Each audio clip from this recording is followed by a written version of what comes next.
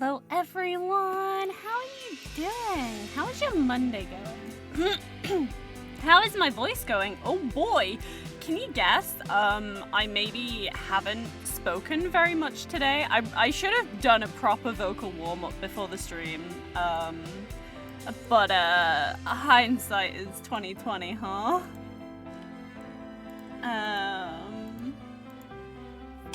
What was I doing? Oh, hang on. Hope my Monday's going okay. Yeah, my Monday went okay. It's been pretty good. I did a bunch of work. That's a Monday for you. I am super excited to play this game though. You know what we should do? We should actually come over here, shouldn't we? We should actually come over here so I can say hello to everyone properly. Hello, everyone. So I've been given this opportunity from the publisher of this game, from Astrolabe Games. They very, very kindly, and much to my surprise, emailed me to ask me if I'd like to check out the game. And I was like, an isometric chibi style RPG? Yes, this sounds incredible. Let me add it. Let me see what it's like. So, I have been able to play this. It's been under embargo, until today. The embargo has lifted. I very thoroughly quintuple, you know what, actually it's probably like 10 times. I checked the media kit to confirm that I am okay to stream it. And it did say live streaming is permitted after 1600 hours UTC, which is the same as 1600 GMT, aka 4 p.m. So I'm allowed to stream this for you guys. This game releases globally on February the 14th, so it releases in Asia and across the whole world. Hello, Ace. Hello. You know what? I haven't actually said hello to people properly. Let me do that before I continue with my spiel, which I haven't actually really planned out, so I'm just winging it. Hello, Tenchi. Hello, Hellscythe, and hello, Ace. Yeah, the developers of this game, so FUTU Studios. I should have double-checked exactly how to pronounce it.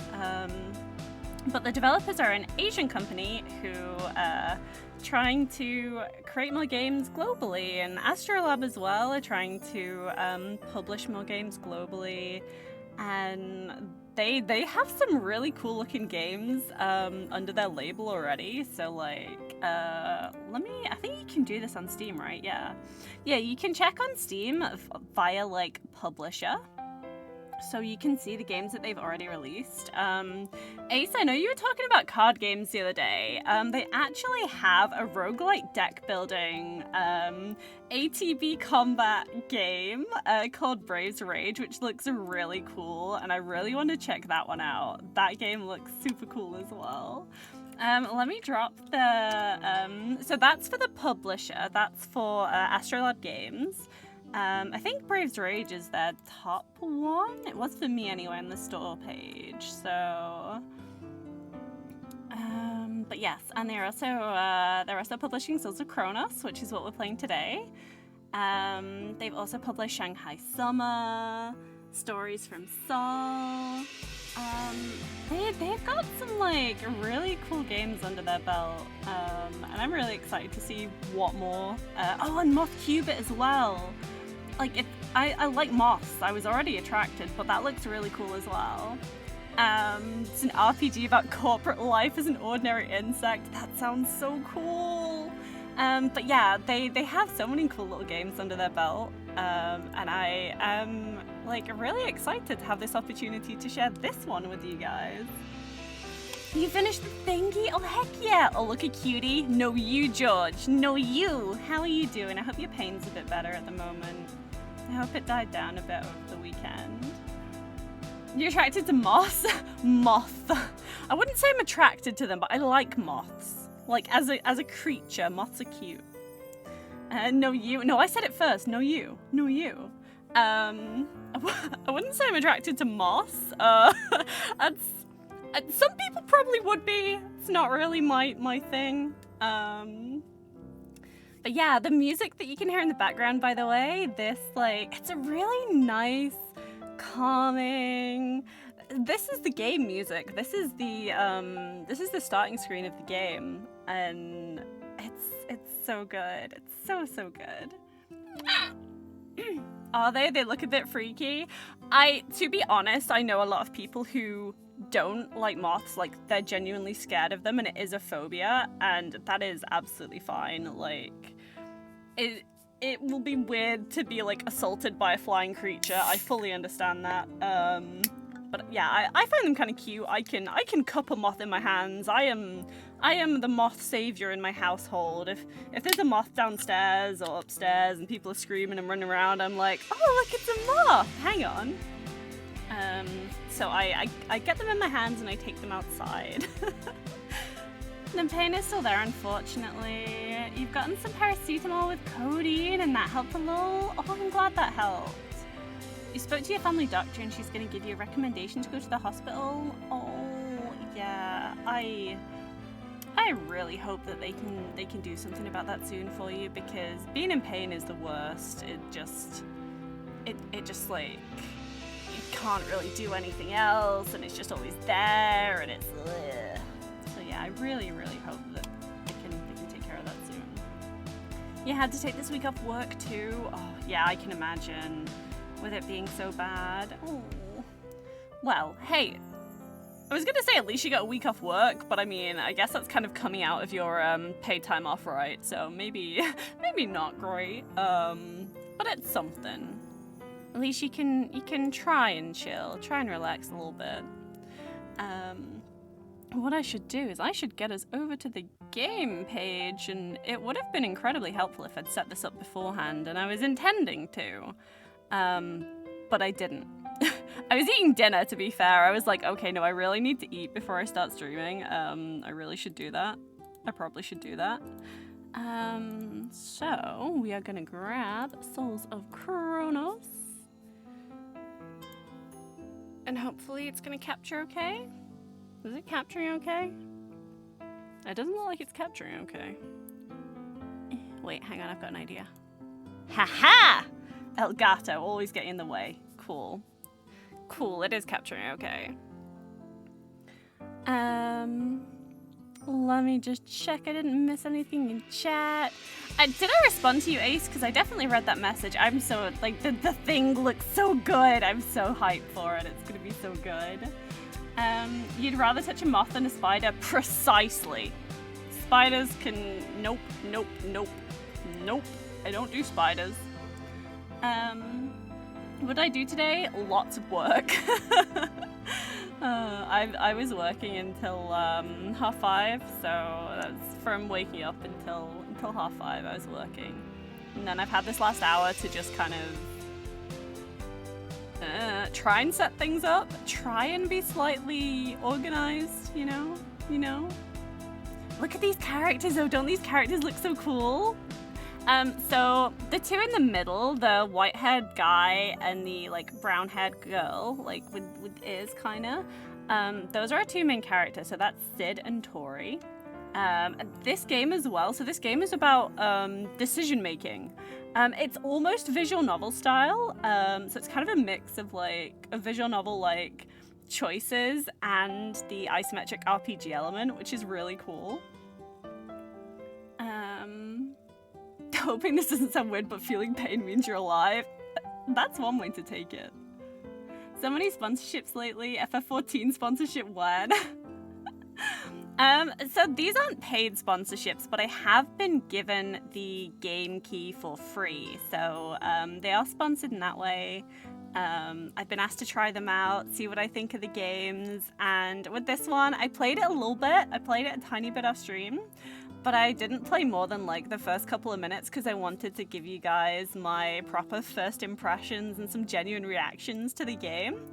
So I'm really looking forward to getting into it and seeing more of what the game has to offer as well. Oh no, he's cute. Oh, wait till you see some of the characters. Some of the characters are so cool. And that's only from like the handful that I've seen. You wouldn't wish this pain to anyone? Yeah, George. Well, you can be paid in games. Not all transactions require liquid wealth. That is very, very true. That is very, very true. And I am very grateful to the offers that I've been given. Hitman and also Souls of Kronos. These two came quite out of the blue. I requested to play Rhythm Sprout because I adore rhythm games, but these Will you two be critiquing this free me. product given to you? Critiquing it? Yeah. I mean, if there's things to critique in it, absolutely. I'm looking forward to seeing what it has to offer, though, seeing what it's like. I am hyped. I am hyped. It's I'm not gonna say too much about it. I'm gonna get into the game. I'm gonna take a drink first, though. Misty be like, no dogs to kill, 0 out of 10. No, I'm not. I don't want to kill dogs. I don't want to kill dogs, please. He bounced. That one time I accidentally yeeted a tadpole-like dog off a cliff. It bounced. Please. You're giving me a bad rap here. We're not into animal abuse. It sounds like Gravath enjoys the death of cute animals. No, we are not about that here. We're not about that. He came back to me and he told me he was fine. It's okay. It bounced, with its face onto the sharp rocks below. The apocalypse triggered some sort of fusion. It brought a disaster, but also brought Kronos to the people. Some say that the apocalypse was a trial from the gods, and that Kronos was a gift from the gods for humankind's efforts. Kronos attach themselves to things and devour time. They enter a pact with the linked and assimilated into human society. It's been 15 years since the apocalypse. But people still talk about Kronos and other foreign races. Astella is a seaside town located a little further away from the center of the Valois Empire. Even though most people think about gangs and crimes when they first hear its name, Astella is still a popular destination. The land nurtured by the sea. It tells the tales of the 7 heroes and their treasures, as well as the men of the sea. Adventurers, politicians, merchants, gangsters, and the restless rebels. They're all after something. And this is also where his adventure will begin. Irony is a little fox saying that cursed sentence. Yeah, no. He was okay. So here's Sid. Here's the chibi graphics. So they have these chibi graphics and they also have these portraits as well. So there's like a little bit of a mixture of like Ikemen vibes and also the chibi aesthetics going on, which is really cool.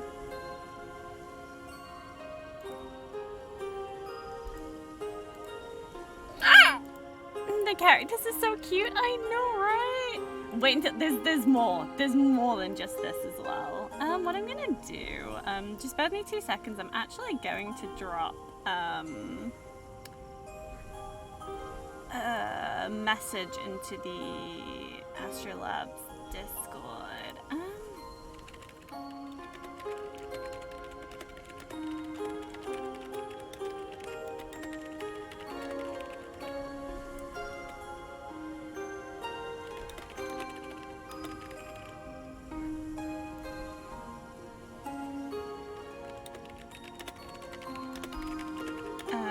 Because I just want to let them know that I'm playing the game now, if they need to come and say anything to me, if they want to check anything out. I just want to let them know that I am live with the game.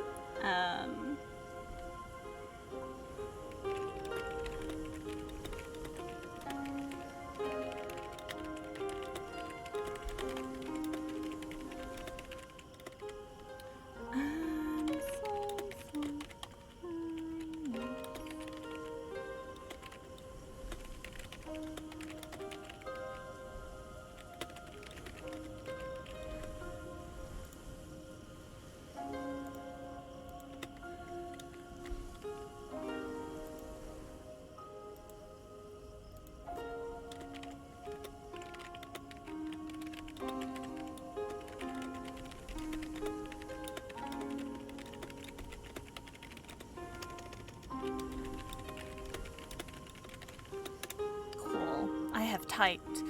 Do I want to see the finished thingy? I absolutely do. Of course I want to see the finished thingy. Awesome. It reminds me of Habar Hotel. No. Did I? Did I misspell mental health awareness? I'll have a look at that in a minute. Oh, it looks so cool, Ace! The blinking on it went really well as well. I didn't?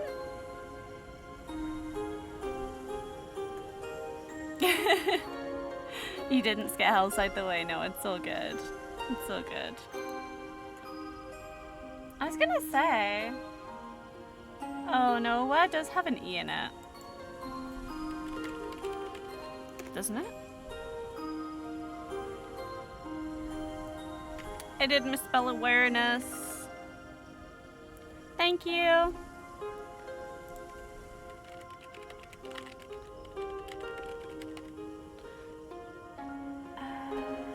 I'm pretty sure I just clicked on a tag, so... Oops. No, I did delete the right one. Cool.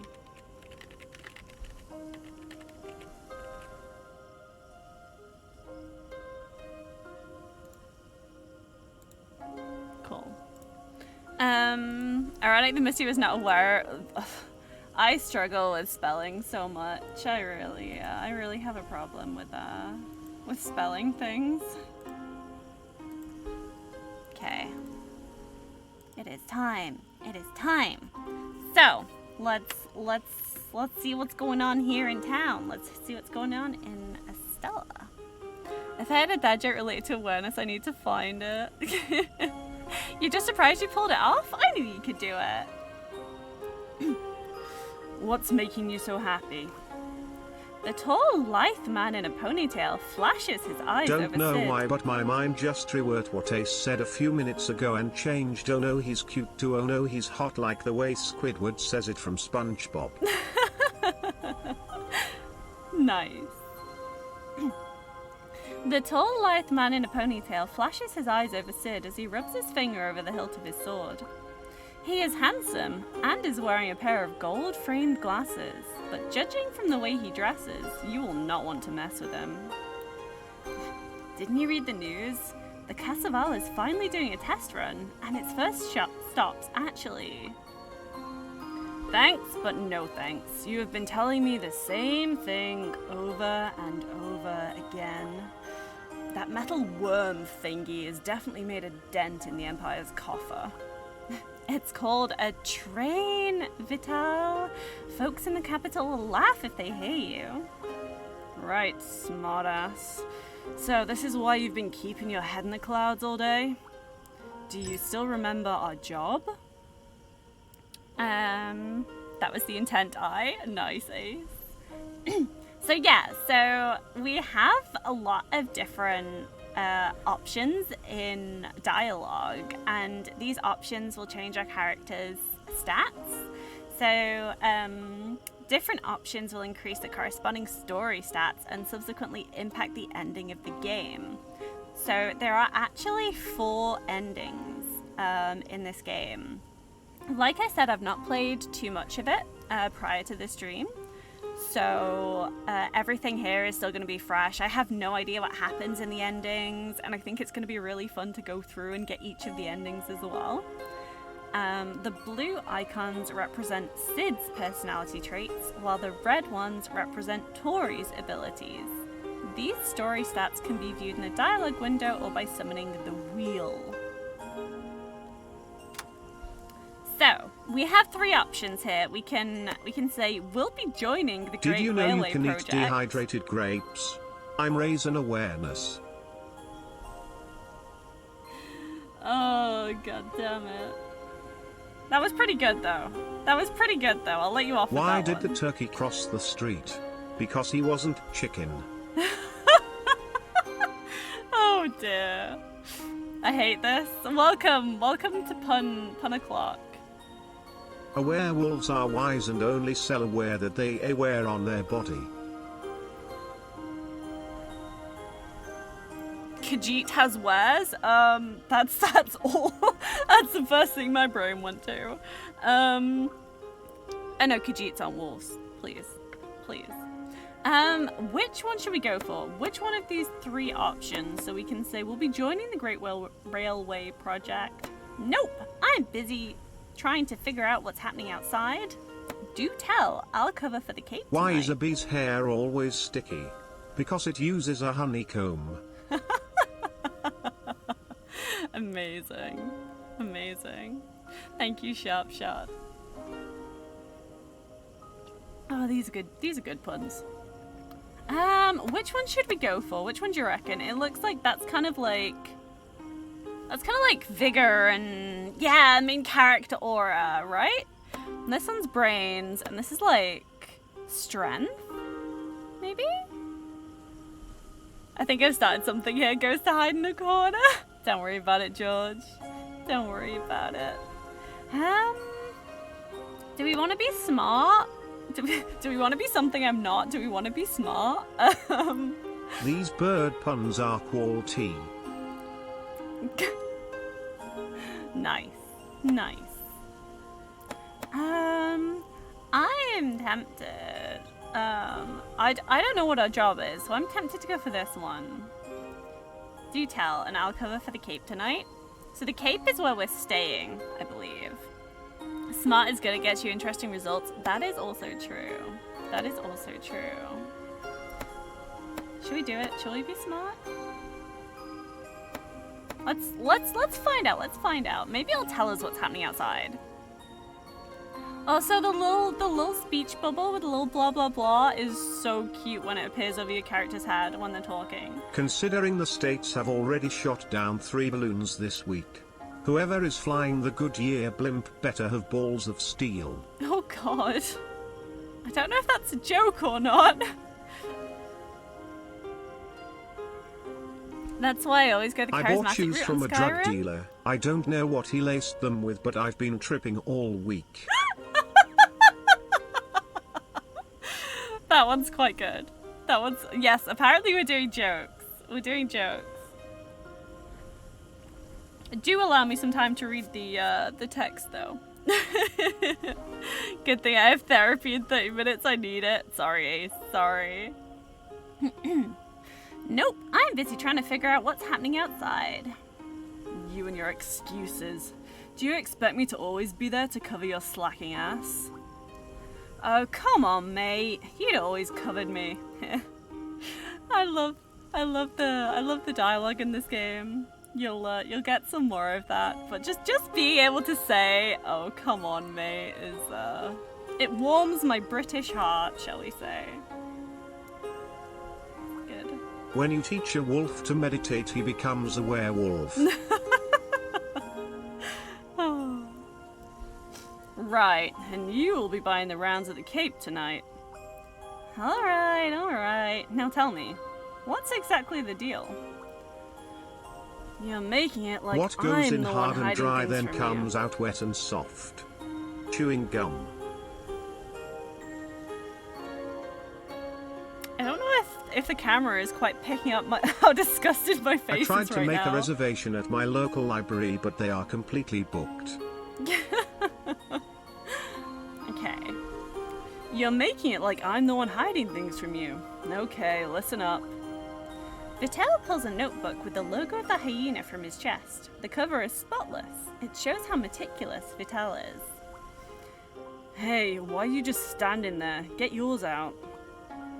Oh, dang it, I remember. I still had it at the docks yesterday. I have a spare. Yeah. Vitel sighs and hands it his spare. It carries the same fragrance that Vitel uses, made out of a herb from the southern borders. Hey Roy, how are you doing? My therapy is watching my friends' streams. Oh yeah, it's always nice. It's always nice to come and hang out with people. That chewing gum joke is so bad, yeah. It's not a good one.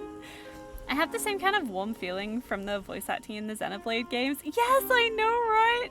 To be honest, I've not played any Xenoblade, but I've heard about how British it is, and I'm like, for that alone, it does make me really want to play them. You're chilling in your car? Oh, nice. I know you had to travel quite far for work today. I hope you've had a good day.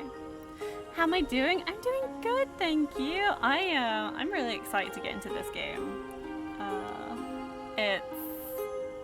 It's really fun. More and more folks are forgetting their fees, so we are going to give them a kind reminder. I didn't like beards at first, but then it grew on me. As it will do. As it will do. You was enamored by Nia's Welsh accent. Oh, mate. Have you played Elden Ring? 'Cause, like, there's so many Welsh accents in that. I love it. I love hearing a wild Welsh accent. It just, like, really takes you by surprise. It's great. You haven't yet? Oh, there's so much. There's quite a few characters who are Welsh. It's really good. Really good. We will need to make sure that they know who is in charge, so make sure you do it good and proper. Got it! We're doing it together! It'll be fine! Whatever, but before we go, we'll have to get that thing of yours repaired first. It's not that thing. It's got a proper name. It's Nidhogg Prototype. Whatever. It's such a nice accent. So, I got really, like, angry, I think I was. I got really angry one time in high school, and I was ranting a bit, and then someone was like, oh, I didn't know you could do a Welsh accent, and I was like, what? I don't even know what that is. What, excuse me? Apparently I sounded Welsh when I was ranting one time. It's fine.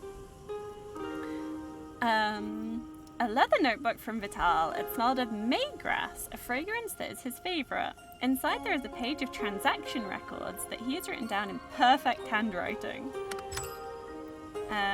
So now we get to walk around a bit. Please let me know as well. Do let me know if the audio in the game is okay, if I need to adjust anything at all. Why would you hide your accent? I don't. Oh, yeah, I still do my best to hide my Welshness. It's fine. Yeah, Welsh is cool. Honestly, yeah, accents are really cool. I enjoy to listen to a good accent. Cool. So, let's go. Vital is coming with me. So, look at the little footsteps that we make when we walk around as well. But yeah, so me and Vital need to go up here. The game does give you a mini-map, so hopefully there should be not too much danger of me getting lost, shall we say? Maybe, hopefully.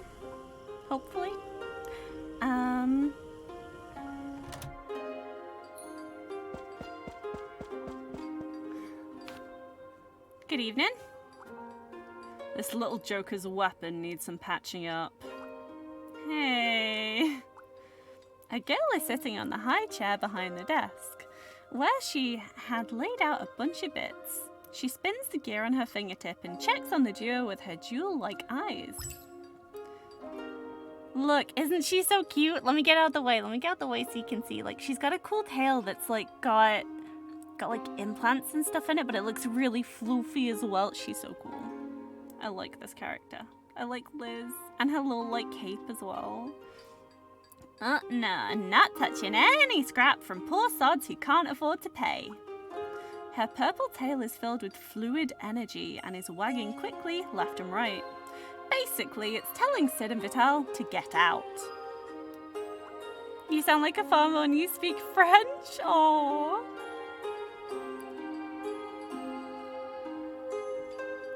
I wish my voice was more Scottish sometimes. Have you tried changing your name to Scott? The puns are everywhere. Inescapable puns. Oh, come on. We need it for a job. Sid? I said Liz is shocked by the weapon that Sid had propped onto the desk. You? What the heck? It's the ultimate weapon that can take care of everything. Nidhogg Prototype. Cool, yeah? You idiot! Look, you can't just tie things together. And what happened to these here? So the nail gun flew off during the test. Or I tried to open a can with the sword and snapped it. Sharp Scott. Nice. Let's go with the nail. The nail gun flew off during the test. You think that's funny? Hand it over. First things first, no haggling though. Thanks. Oh, but no problem, I'll pay. Just make it quick. Thanks, bro! Sid goes for a fist bump and Vital raises his hand just to set his hair. I just want to get the job done as soon as possible. Okay, so let's have a chat with Liz. So I need to refresh it. Spit it. Liz is focused on her job, so she did not turn her head. So where are you from, Liz? What will I get for telling you? We'll get to know each other better? I'm not interested in guys, especially your type. Oh, I'm not trying to make a move. It's just that you're quite different from the other beast folk. It's better to keep some shadows for each other to chase. Liz does not seem too eager to the question. She returns to working on bits on the desk. So they I'm assuming is the other patrons in this establishment. He's cute. Which one? Do you mean Liz or do you mean Sid? Sid's good. Feels kind of to name a weapon after a dragon that ultimately didn't do a damn thing. A Nidhogg is like, I don't know the mythology. Sid, you like Sid? Yes. He's a funny little guy. I like him. But yeah, I'm pretty sure there's other Nidhoggs that do stuff. Hey, Zathoran. Sid looks at the desk besides Liz. She used to pile her stuff there, but now the pile has been replaced by neatly arranged bottles and jars that are made out of glass or copper. At a closer look, some of them are actually fuming. They are? They're new. This is... Nice to meet you. I'm Alona, and this is my master. We're traveling alchemists. The rabbit girl tips her head at Sid, and in a monotone she introduces the lithe man by her side. The man has a horn on his forehead, so he is likely a demon. Sid had only seen a handful of them. We'll be in Miss Liz's shop for a while, and we're open for business. Master, we've got a customer. Biagot? That's a cool name. Beam me up, Scotty, oh god. You just finished talking with a different Sid? Nice.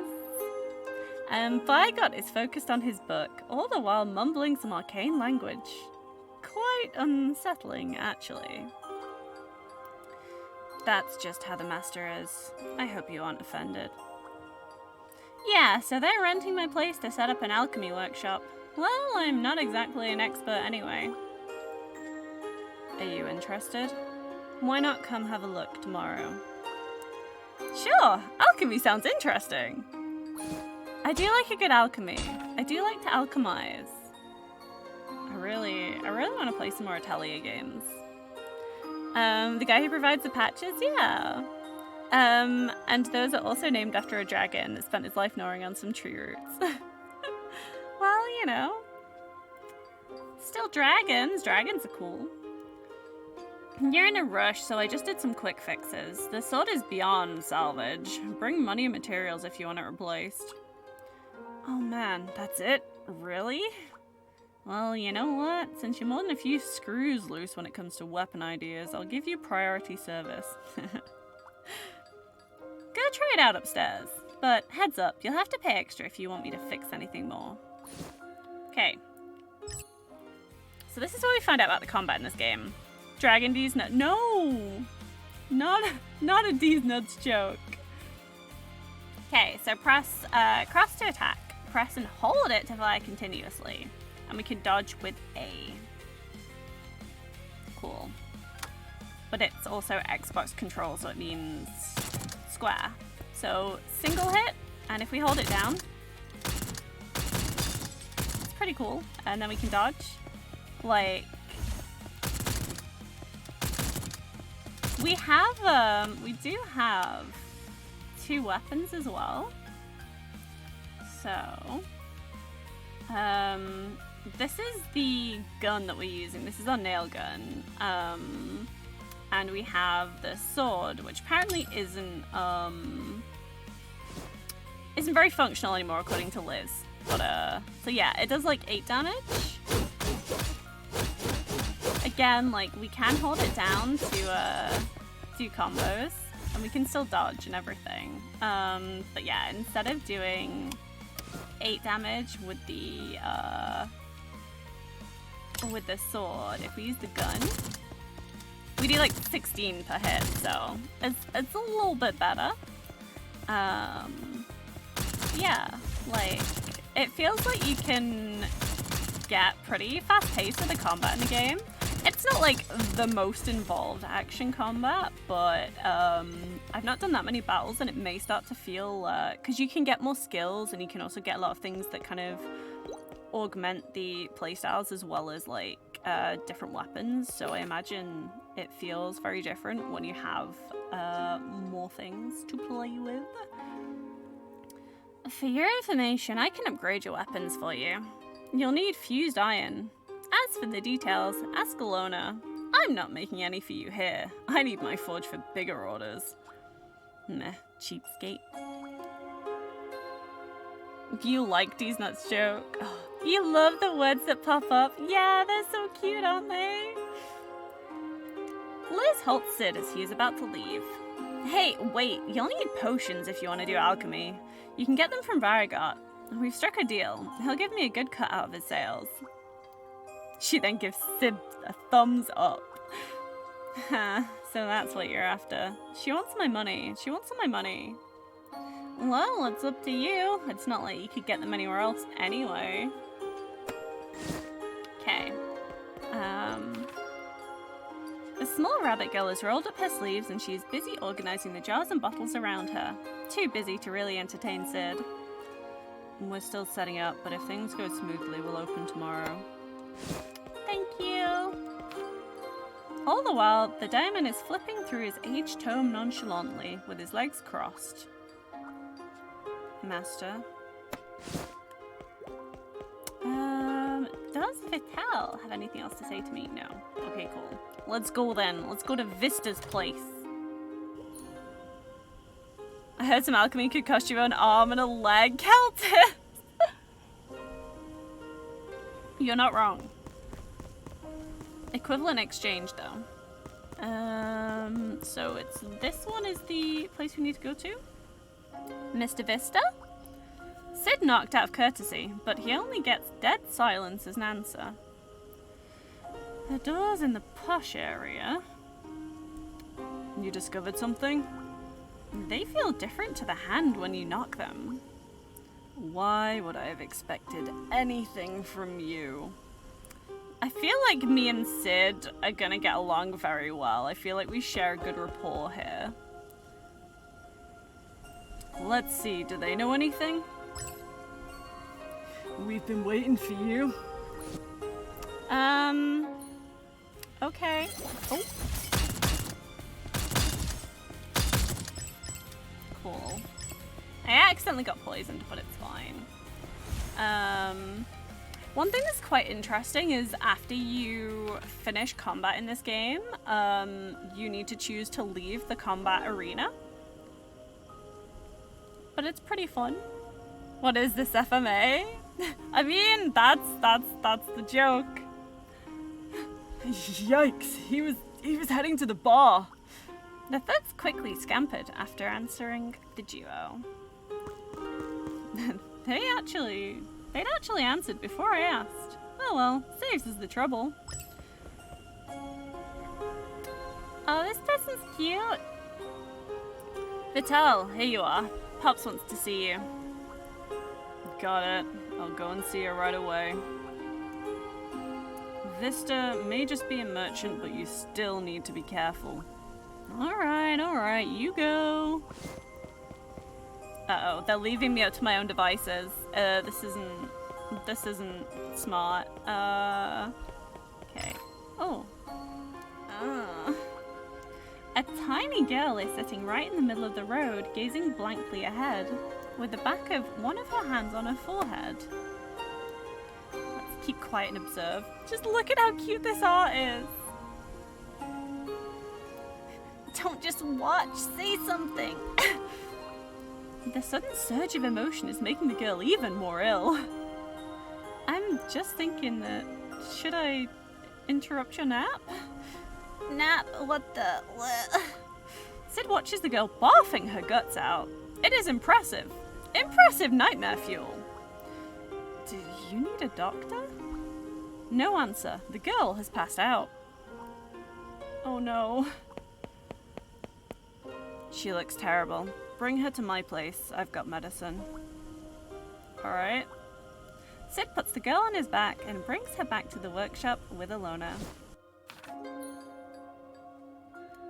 The girl looks better after taking Alona's potion, but she only lasted a few sentences before she falls to slumber again. I didn't expect it to be food poisoning. She said that she has eaten bread that was about to be thrown away. Alona just realized that she hadn't actually got the girl's name. So, is she okay now? She's fine, but she's drained, so she's catching some sleep.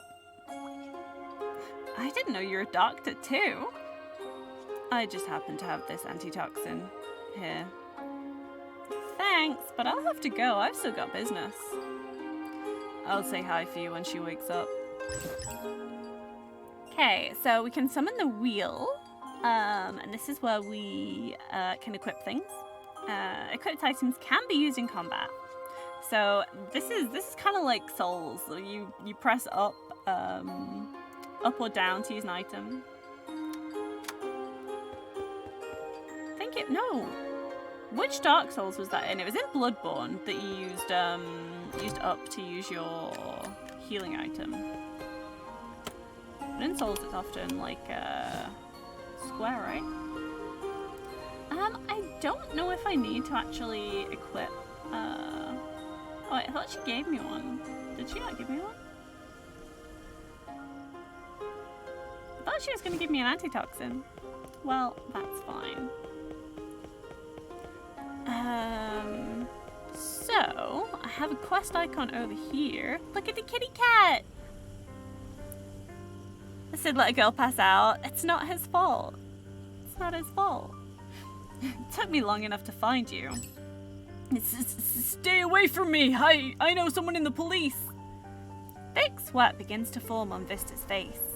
He tries to suppress his fear, but only manages to gape with his cracked lips and raise his eyebrows. Just pay up as you should. I need the money for my son's medicine! Cut the crap, or if that's the case. I'm gonna, kitty, yeah, it's a cute kitty. I'm gonna go cut the crap. Cut the crap. I don't believe you. I don't believe you, Vista. Cut the crap. You ain't got no wife, let alone a son. Sid throws the notebook on the ground, causing Vital to whimper and step back. Oh, that's a mistake. Vista to step back. Your protection racket is a bunch of crap. You thugs are not getting your hands on my money. I guess, but let's keep it simple. You don't mess with a hyena. Vista realizes there is no easy way out. He takes a few more steps back and puts a hand into his chest. Let me go. I'll make sure you get something out of it. The antelope will take over sooner or later and I can send them some good word of you then. Sorry mate, I don't play traitor, or I warned you, you don't mess with us. It's got mate in it. Gonna watch some YouTube, have a nice stream. No worries, Roy. Enjoy your YouTube. I hope you have a good relaxing evening. Enjoy your YouTube. Sorry mate, I don't play traitor. Sid reaches to grab Vista and sees a sinister change in the latter's face. Something is off. Sid could feel it. Die. It's a gun, right in his face. Sid is stunned. He can no longer breathe and his feet are rooted to the ground. He could imagine the bullet tearing up his guts bit by bit, and the overwhelming pain that wound would keep hitting him until he finally dies. So, very graphic. Just out of nowhere, it's like, oh yeah, cute chibi, death. It's okay though, it's okay. Fragmented flashbacks begin to appear in his mind, his childhood, his sufferings, his happenings. They are what makes the existence of Sid himself. So let's think about Scott. We were talking about Scott earlier. Scott. Scott is exiled from Astella for killing a top dog in the hyena. Since then, Sid has promised himself to stop being a crybaby. He will face and overcome any challenges with a smile. He is determined, for he wants to see Scott again, and he dares not waste the life that Scott has granted him. So about the apocalypse. It's been 15 years since the apocalypse, the worst disaster Hearing in that history. name so often forces me to listen for a second, then realizing it's not Sid. You're going to be hearing it a lot tonight. That's the name of the main character in this game. It's Sid. With an I though, S-I-D. It's been 15 years since the apocalypse, the worst disaster in history. Whatever had Astella achieved in the past 100 or so years was all swept away. Even now, people still don't know the exact death toll in that disaster. Sid's parents are among the uncountable losses. It's also after the apocalypse that Mad Dog Scott took Sid as a brother. So Scott is our brother. Well, brother figure. So we've heard about the hyena. So what are the hyena? Scott was the best fighter in town. He joined the hyena and Sid tagged along. The hyena may be a notorious gang, but for Sid, it is home. So we're part of a gang. We're in a gang, guys. And Tori. We know Tori. Tori's the other main character in this game. Oh, I thought I did open the throwing system. Hang on. Let me grab the throwing system for you. I knew. I always miss something. I knew I'd have missed something. Sounds rather insidious. No. Sid the sloth? No, he's not a sloth. Thank you for the hydrate.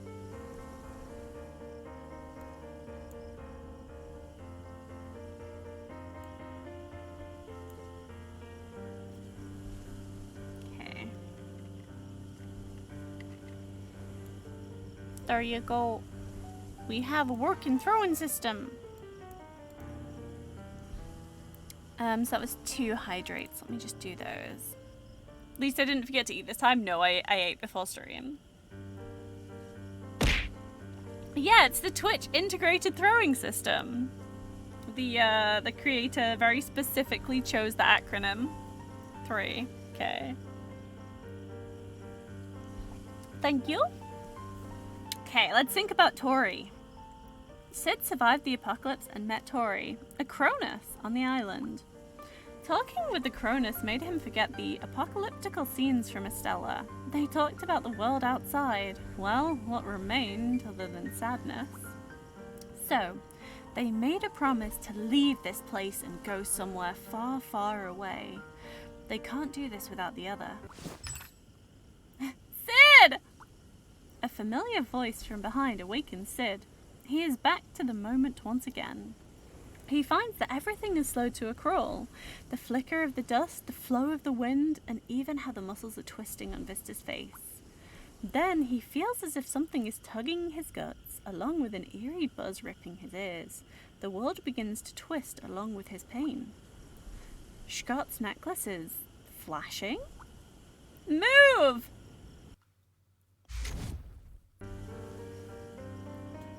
The gun goes off.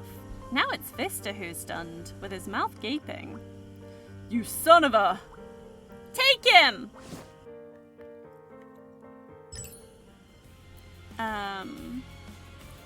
So yeah, Tori joins your combat as your partner. You share character levels with her and will be able to decide her combat style. We have Tori now, so we can choose who she's fighting. We got him. Some more thugs. Dealt with. Is she not cold? Like, yeah, she's a Cronus. She's magic. It's okay, George. Indian food was yummy. Oh, you went with Indian in the end? Nice. Nice. I'm glad. I'm actually really tempted to get some like takeaway tomorrow. Treat myself to like a curry. Oh no, it's Tuesday and the Indians always shut on Tuesday. No. Maybe I won't then. Never mind.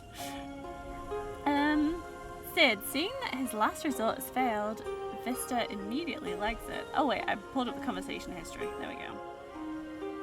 There we go. Didn't get him, but at least I've got the money.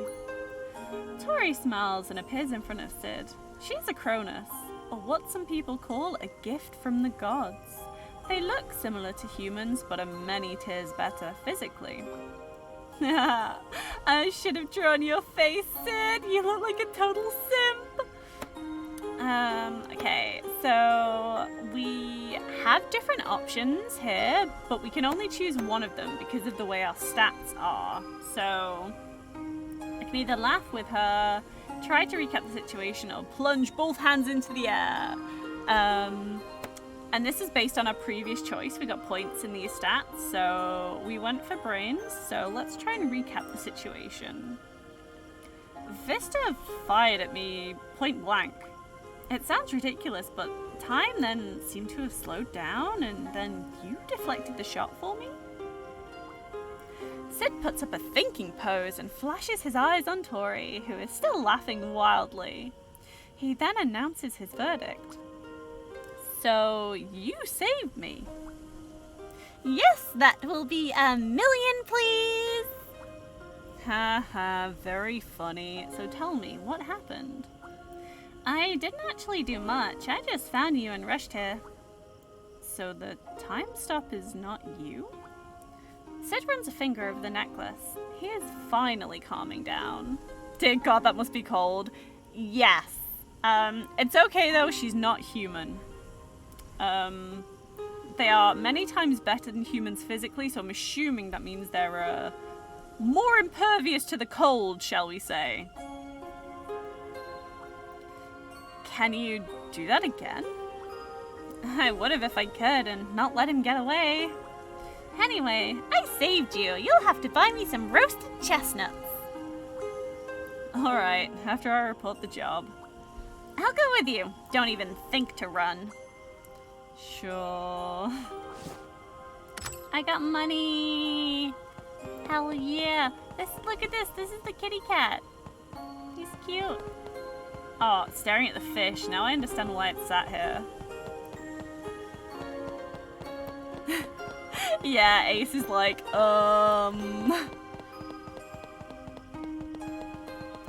It's like, do you want to cover that tum up? Do you want to cover up a little bit, Tori?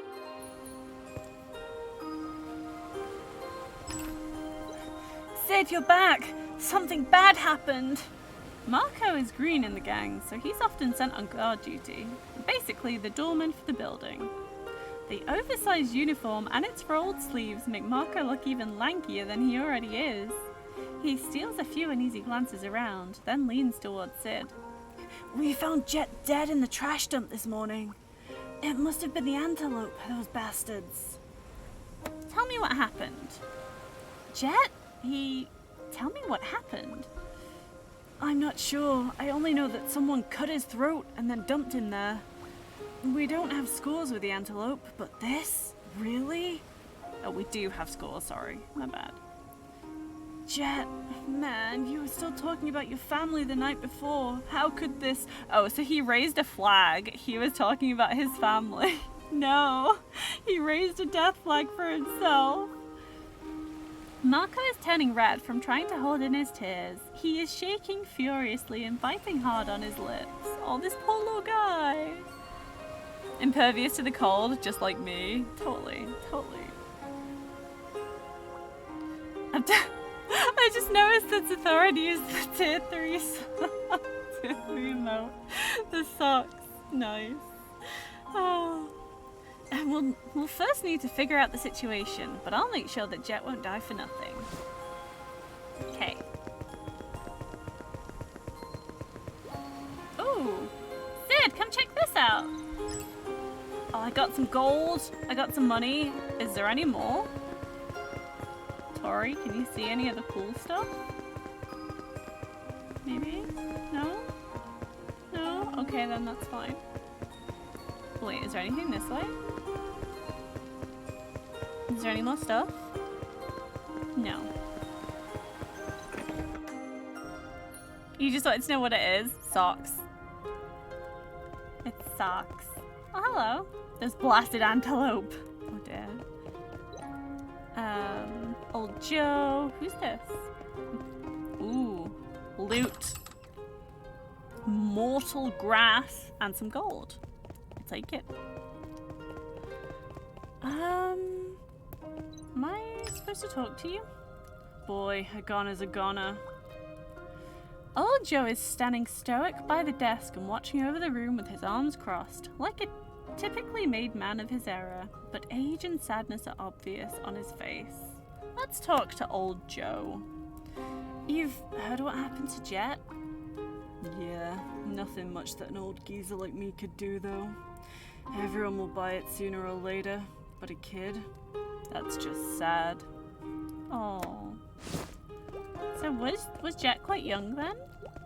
I don't like the smell of tobacco. I'll wait for you downstairs. Okay, Tori. Besides, I just cashed for T3 for more points. I forgot that you also gained some of the traits. Yeah.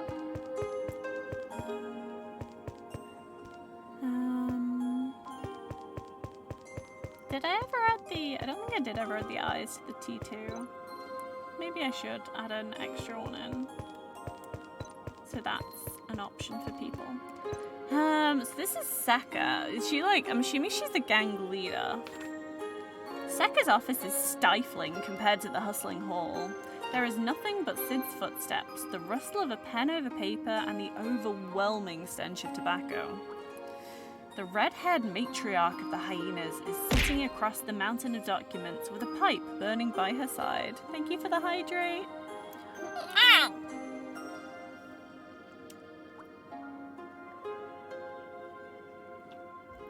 She lifts her head and looks at Sid. The lack of sleep is taking its toll, but her eyes are still sharp as steel. Let's do some of these side things before continuing with the main quest. So these icons next to the dialogue options, you can see like we have like the main quest one, which is this gold one. I think this is like a side quest thing.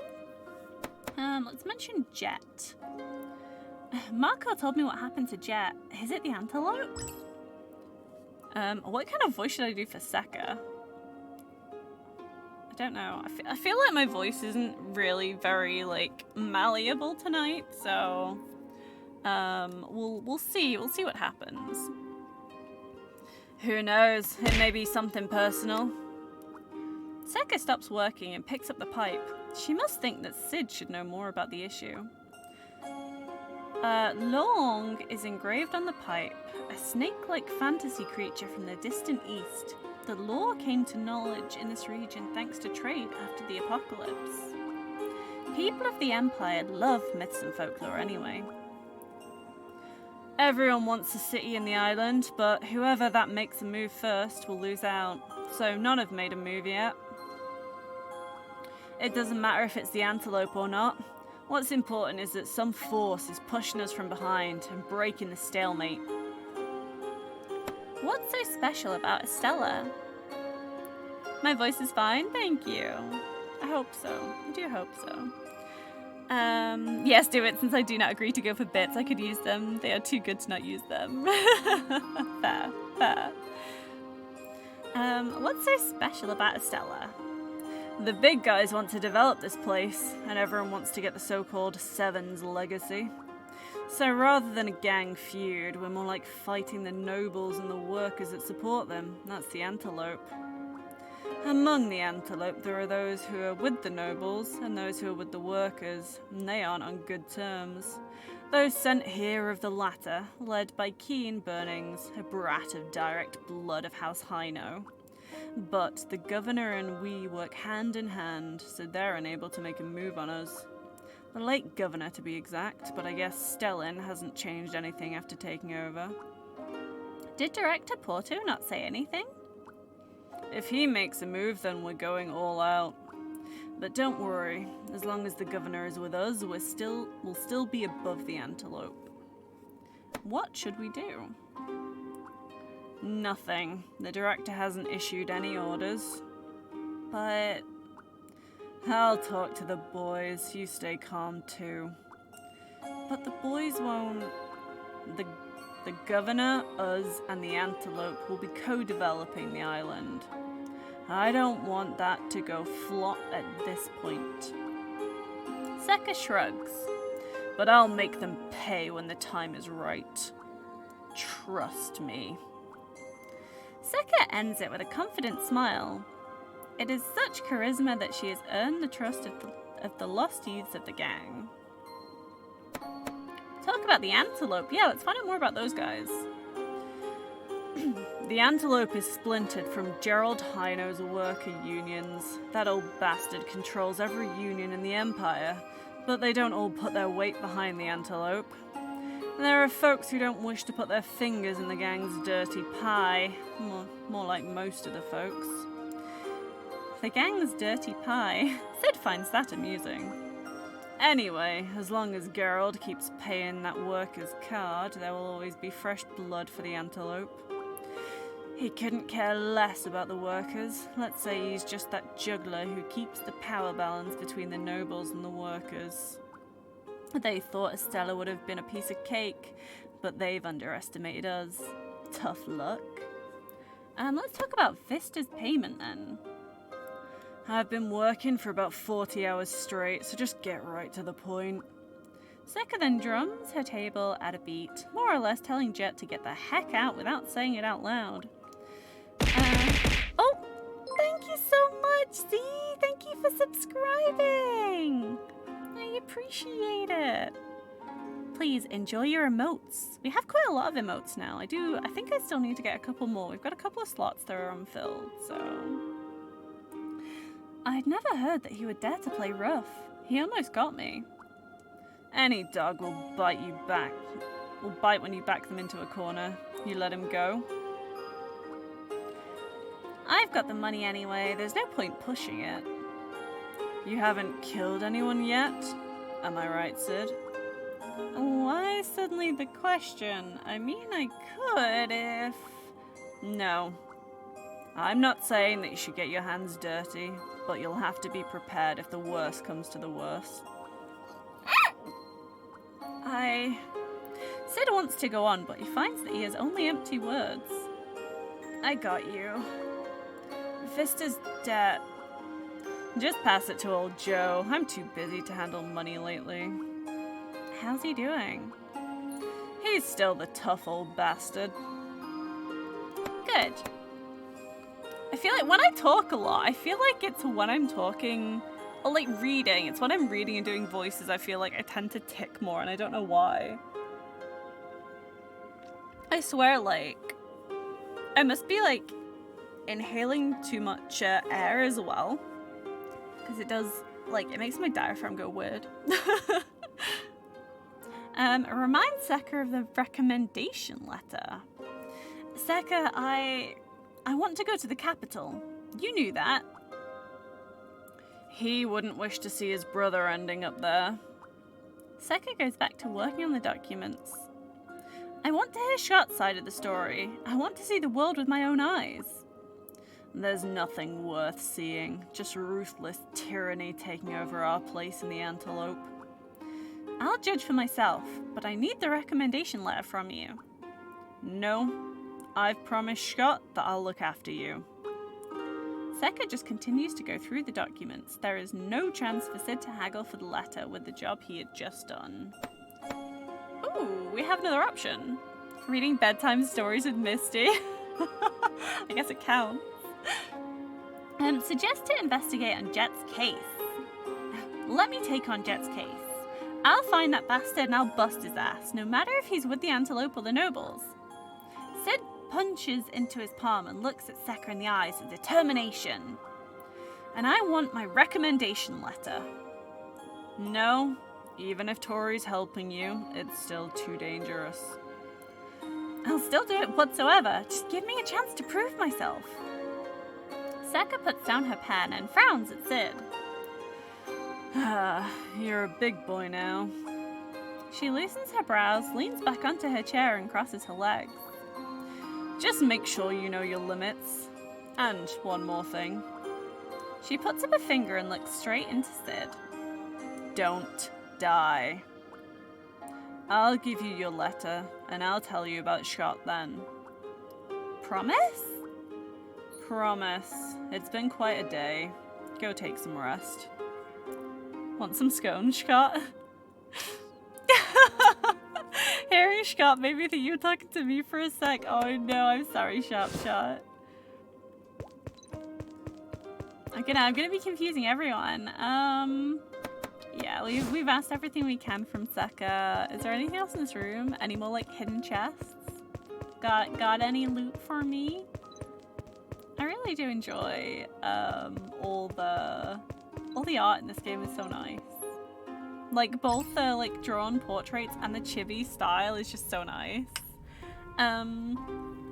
Talk to Tori. When Tori wants to talk to you, a bubble will appear over her head. Tap and hold the right bumper to speak with her. Tori is always by your side. Consider talking to her more often. Maybe you'll eventually discover something new. What do you want to talk about, Tori? What kept you so long in there? I'm starving. We've got work to do. You can handle it alone, alright? I know my limits. I'll need you this time. I need something to eat right now. No work. Tori covers her ears to push her point. I'll go to the capital after this, so this will be our last job in Astella. Nope, our last job with the hyena. Sid could see it. The day he leaves, he would stand here and take a final look at the guild hall. Oh? We can't be with the hyena afterwards? Sekka is afraid that being affiliated with the gang will bring me trouble, so she'll strike my name off once we leave Astella. Tori seems to have accepted it and begins to count with her fingers. She's purposely not reading my compliments. Don't worry about it, it makes you more unique and cute. Thank you. How do I keep bringing that up?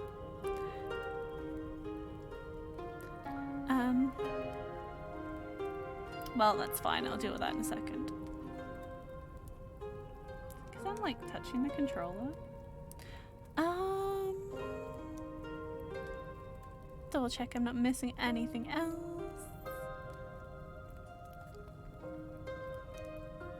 It's not that I'm purposely not reading them. I'm just like overlooking them by accident. So let's ask Tori about the hyena. What do you think of the hyena? It doesn't matter. I'll go where you go, Sid. No, I mean, look, we aren't exactly model citizens, and the shady stuff that we do, aren't you at least a bit bothered? The gang's rackets are not always against scum like Vista. Sometimes it involves commoners too. I don't care, but the other members give me food, so I don't hate them. So she is very easily bribed with food. Okay, cool, got it. That's cold. Sid is unable to figure out how exactly it is between him and Tori, for the two got together all because of a pact. The longer they are together, the more Sid realizes how humans and Cronus see things differently. It is just peculiar? Unsettling? Okay, cool. Hello, Old Joe. Old Joe is standing stoic by the desk with his arms crossed, like a typically made man of his era. We can ask about Rita? We have a couple more options now. You're just joking about it. If I was purposefully ignoring you, then you wouldn't share so much time. Very true. Very true. Oh dear. Hyena's bite is much stronger than lions? Maybe. Much stronger than antelopes. How long have you been with the gang? 20 years. We did read this one, right? No, maybe we didn't. 20 years, give or take, I was with the Potterzilla. We weren't exactly the good guys, but it was good times for me at least. Why didn't you go with the director? There's no right or wrong, but people change. Potterzilla too. A silver pocket watch is ticking in old Joe's hand, and every tick marks another unstoppable step in life. I don't blame him. Once you've got that power, you've just got to keep going. Fair. Let's hand him Vista's payment. This is Vista's payment. Read it again. What? Why?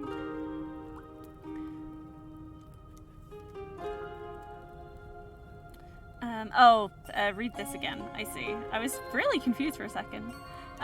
Finally, will these wannabe smartasses ever learn? Old Joe nonchalantly checks and collects the sum. Sid reminds himself that Old Joe isn't just any old-timer, but the gang's trusted accountant for all these years. Things are getting rough, so you'd better be prepared for more of this. Something easier would have been better. Not the chat the game. Look, you know I have like one brain cell. And it's otherwise engaged right now. Okay, are there any other jobs? Another debt to collect. These jobs are popping up more and more often lately. Maybe it's the antelope again. Things have not been good the past few years, and the phrase has caught on with the gang. Let's get to the details. And there's this woman who's been missing a deadline. If she says no again, grab her daughter. No what ifs or how abouts. You guys are after her daughter all along, right? Old Joe did not say anything. He's not bothered by Tori's accusation. It's just business. Alright, chop chop. Okay, so we need to go find this woman. Where's Rita? Who's Rita? Rita, she's gone to Bennett. Here you go, Misty. You can have one of my brain cells. I've got spares. Loves you, Misty. Thank you, Hellscythe. I need all of the brain cells. I need plenty of brain cells, but we manage. This extra one should definitely help. Thank you. She's like a daughter to you, know? I'm still looking over the accounts. We have all sorts of sketchy folks in the gang. It's still too early to pass everything on to her. Aww. Old Joe clears his throat as he finishes mumbling in his raspy smoker's voice. Maybe I can't fully do a raspy smoker's voice, but like, you guys got a vibe, you know? Okay, it's time to go. Ooh, I got a scarf of a veteran hyena, gold, XP, and some white iron ore. Cool. Only veteran hyena members are given this bandana. Since it's relatively rare, carrying it around demonstrates your status and power. Increases the experience the character obtains. Ooh. You can unlock more accessory slots with accessory clips. Ooh, cool. Okay. So...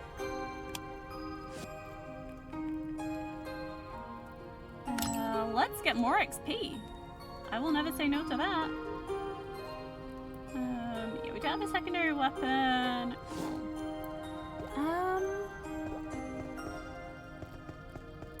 Still showing an icon here. No, it looks like we've got our like sub quest. That's all good.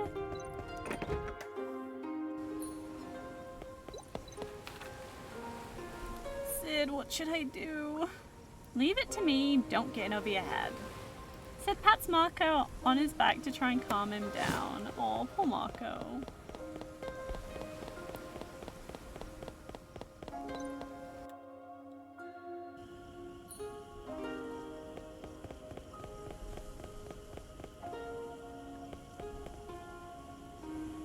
Looks like I've got another like side quest in here. Oh, I'm going in the wrong door. Minimap still doesn't help. Oh, do you have like a side quest for me? Okay, not yet it seems. That's fine.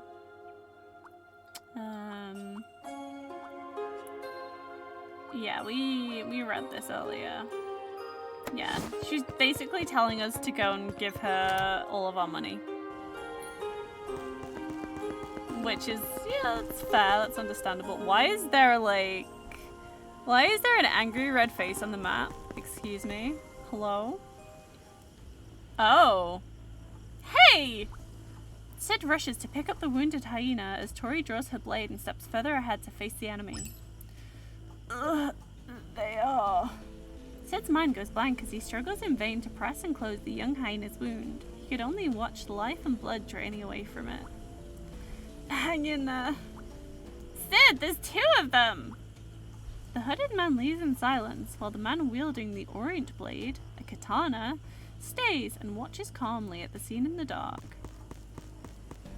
You must be the bastard that got Jet. Great, saves me the trouble.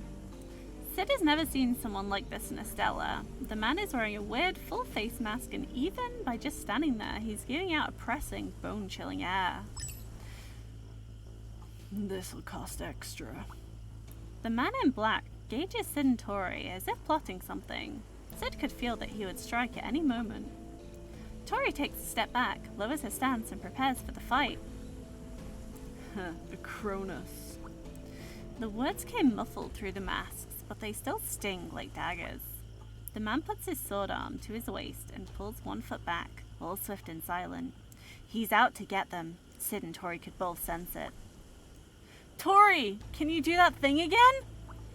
I've told you, I don't know how I can actually trigger it. Come on, you can do it. Sid will not die before he gets to see the world. He is getting that familiar feeling again, that eerie buzz. The air is smothering him and he cannot move. He could only shout for Tori in his mind. So we can stop time. Cool. What was that? Who are you? Stop! Oh. Oh, the little eyes. Sid tries to give chase, but he drops as he is hit by wrecking pain across all his body. All across his body. Sid? I can't let him go. Sid lets out the words with his last breath as the pain knocks him out. Oh, this is Scott. Hello. I can only see his back. Please, just stop crying. But you... Scott looks like he's ready for the inevitable farewell. After I'm gone, you have to take good care of Tori. She's your one and only sister. Seka will get behind whatever you want to do. Talk to old Joe if you need help on something. He might look like he doesn't care, but he's kind and thoughtful. And stop fighting with Vital. After all, you're childhood friends. The necklace was made from the strange stone you were holding when I saved you. Keep it safe. It was a miracle, wasn't it? But... No more buts, Sid. It's time for you to become a man. As long as you live, we will meet again someday. Sid doesn't remember how he responded, but none of the answers changed the fact that Scott left.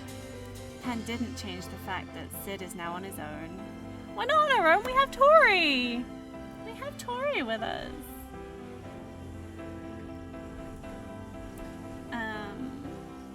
In the darkness, the chaotic consciousness behaves like a bug, stretching its body, squirming and moving. It is no longer part of Valios and no longer a part of this world. It spent a countless amount of time to be diluted and liquefied, then dropped from a clear vessel, sending ripples that awakened a special sense. Like a pair of soft hands, they pushed him through the surface of the ocean. Okay.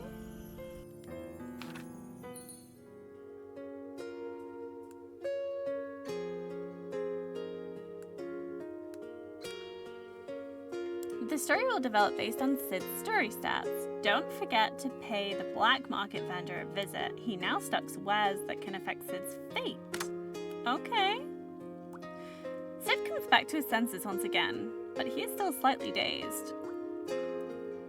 I hope that it's not something that will last. Tori smiles and asks Sid casually, without a hint of worry on her face. It's like something is pulling me out of my body. It's scary, like... Hey, don't tell me that it just cost me a good chunk of my life! Sid abruptly pulls out his necklace, as if he's recalled something. You won't get to live long with a powerful Cronus like me anyway. This thing. I'd better go catch up with the others so they won't worry about me. Tori might be overplaying it, but there is indeed a price for linking oneself to a Cronus.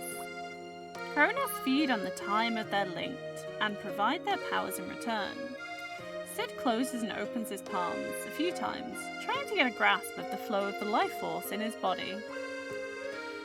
There is also another point to note. Tori is still half-baked for a Cronus when it comes to applying her powers to combat. Cool, so we can level Tori up now, I think. Yeah, Tori and skill points when leveling up. Summon the wheel and learn new Cronus skills to make combat easier.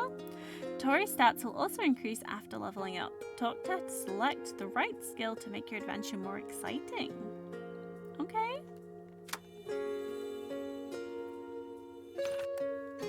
Sid, what do you think of me? How rare. I'd better be serious and think twice before answering her. You should be more careful with money. You'll be incredible if you decide to become a thief. You have the knack for finding what's hidden ideas, stuff, whatever that I've missed. I mean, she did find us that gold earlier. She did find us all that shiny gold. Maybe I'm gonna go with this one.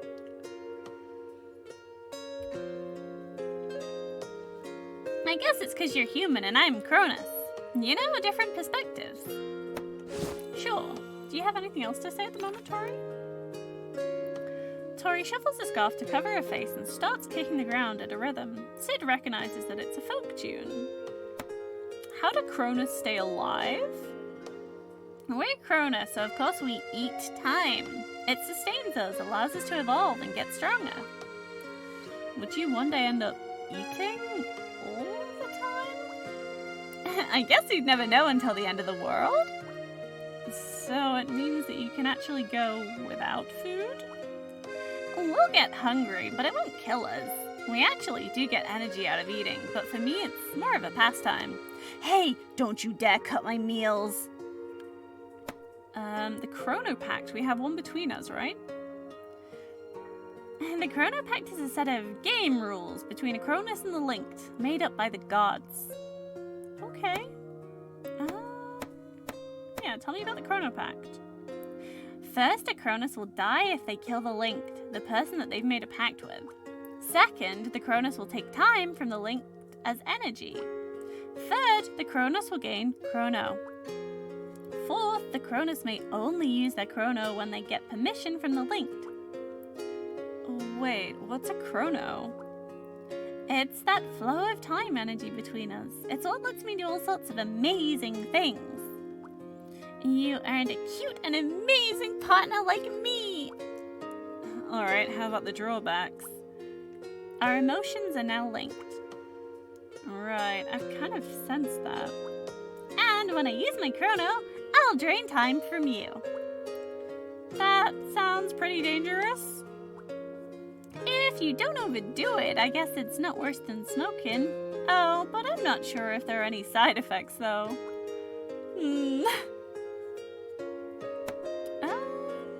Was there another option? Yeah, what are the benefits for you and me of signing the pact? You want a cute and amazing partner like me! Okay. So we've had these ones. Ask Tori about the hyena. What do you think of the hyena? It doesn't matter, I'll go where you go, Sid. Ah! Oh yeah, we read this one before. Not exactly model citizens, yeah. Yeah. Cool. I think that's... Is that all of the options? Oh, wait, I see... I just want to see if there's another option in this one. I don't think there was, no. Look, there's a shiny thing here. A harmonica that Scott left behind. It hasn't been used for a long time, but it sounds just the same. Cool, I got a harmonica. Thank you for the hydrate. What can I do with the harmonica? Is it like... Is there something in here? Is it an accessory? No?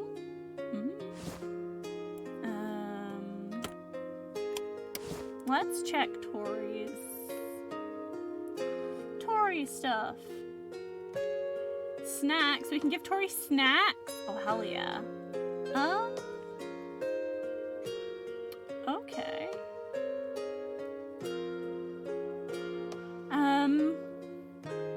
Ooh, her gauge recovers faster. Boosts Tori's base crit and restores HP after scoring a crit.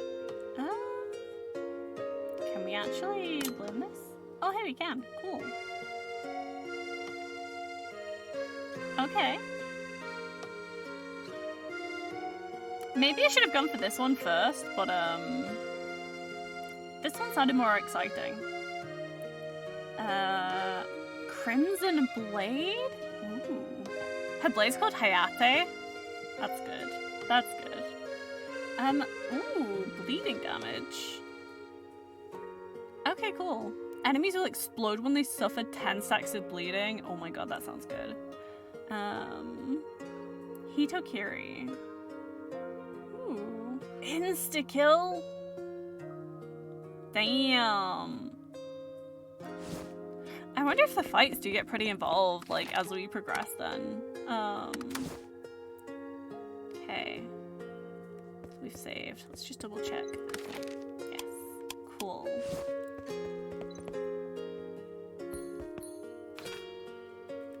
Mayor's out. I should come back later. Cool. Cooking? Can I cook?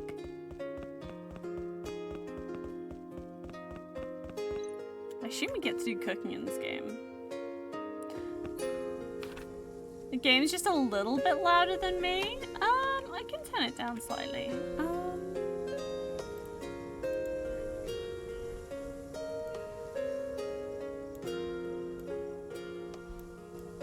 Oops. I don't need to turn it down too much. That should probably be fine.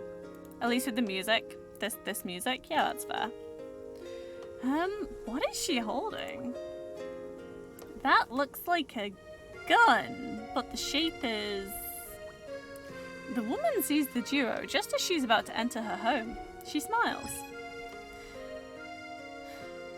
And this is the hunting rifle. You probably haven't seen one because it's got no use in Astella, but for folks like me who hunt for a living further inland, it's a staple gear. Well, more like I used to, in Bennett. Now that I've moved over here, it's not really useful anymore. The handsome huntress shakes hands with Sid. It's a firm and powerful grip. A hunting rifle? Wow, there are so many things out there that I have no idea of. You had never left town, right? And the city's further inland, a whole different place compared to Astella. Yeah. And wait, what? And I've seen a few of them. George, thank you for the prime. More bedtime stories? Yeah, it's bedtime story time. Thank you for the looks, Thorin. You missed your hydrate in this message, but nothing else. I'll keep lurking since I should do more testing. No problem, no problem.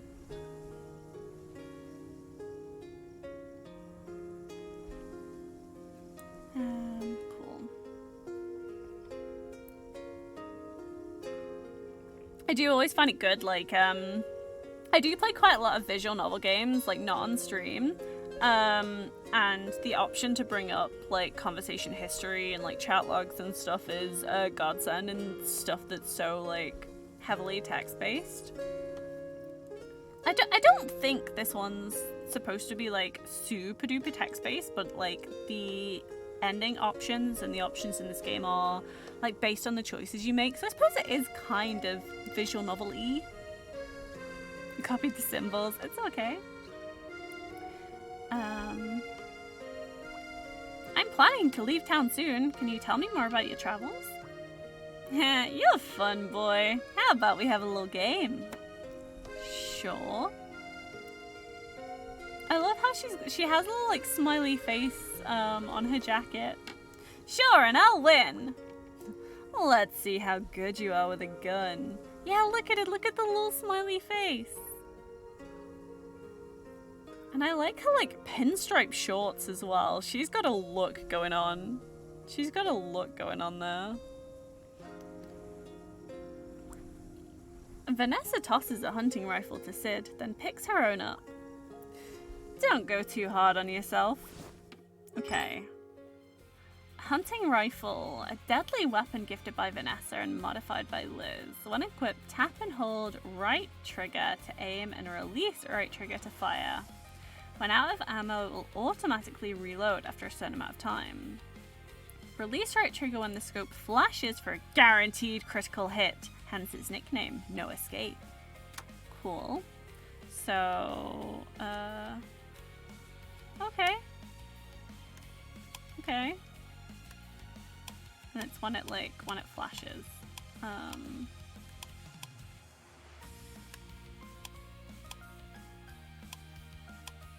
we go. It's like, what happens if I, like, oh, it just stops. Okay. Cool. Okay. Okay, let's do this.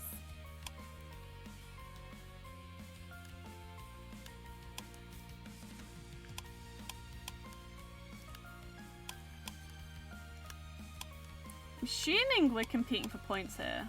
Oh, she shot it. I assume these ones give more points. They're like a different color, right? So they must give more points.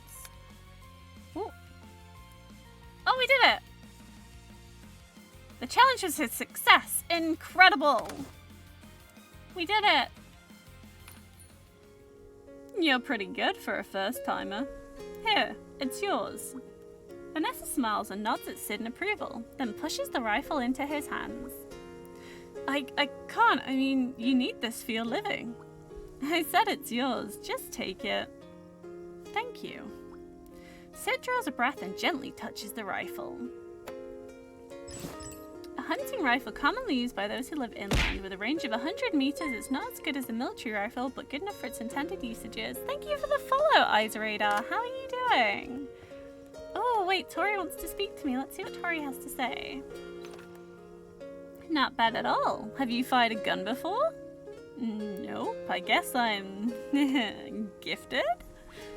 You're getting over yourself. Does she have anything? I can feel some kind of energy nearby. Ooh. What do you mean some kind of energy, Tori? Is there something for me to discover? Is that what she means? Also, I like how there's lots more people in the town now. Hi. The man is sitting with his hands across his knees, watching the ants make their beeline. He notices Sid and smiles at him lazily. Morning, mate. Oh, I love it. I love it. It feels so British at times. Don't you have a job, or what happened to the statue? What do you think about the gang? Tell me more about, oh, the 7 heroes. We've heard him mention it, the 7 heroes. Why did you get all these books? Oh, does he have books with him? Oh, wait, this is like a subquest one. What happened to the statue? Let's ask him about this one then. What happened to the statue? I heard an explosion last month. I guess someone got a bomb and blew this handsome guy up. How could anyone do this? That's terrible! Oh dear. Raoul may be saying so, but judging from his expressions, he does not really care about the statue's destruction. It must have been the guys from the Union, I guess. Don't ask me, I've got no idea. Here, I found this somewhere. Sid takes the card from Raoul. It's a card that features Popple, one of the 7 heroes. Oh, why are you giving me this? Well, it's not mine anyway. Just pass it on if you don't want it. Raoul says nonchalantly and shrugs his shoulders. Don't you have a job? I'm only in my 20s, so that means I'll probably have to toil another 50 years or so. A little break wouldn't hurt, right?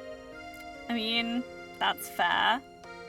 Raoul is not tall and is rather pale for a dockhand. He carries a chill vibe. So, you've always been counting ants to kill time? They're like us dockhands, but it's much easier for them. They toil because they were born for it. Why so for us, though? He picks up an ant and examines it. And of course, I do more than this. I read here. I love books. That's nice. Honestly, books are really good. Can I ask him about the books? Yeah, you know what, like, so it's a fitting segue into the conversation. Where did you get all these books? I get a lot of books from the merchant that's looking after me. All those books? They're turning you into lazy bones. Well, at least I get to open my mind and know how to differentiate good from bad. Is he trying to slight us there? Is he insinuating something? What do you think about the gang? Don't worry, just go ahead. I want to know how people see us. It was the hyena that pulled this place out of anarchy after the apocalypse. No one could deny that. But once they're done, they didn't step down. They maintained their iron grip. FUTU is a good businessman, but then he's also a rough guy. So that means the city did prosper, but at the price of violence running rampant. The gap between the rich and the poor has also got worse. So you hate the gangs? Not exactly. I hate oppression. Even if you get rid of the gangs, someone will still take over. There will be no end to the problem unless you get to the root. I'm not following at all. So, any solutions? Me? Nope. I'm only good at thinking over issues, but I'm no good at coming up with solutions.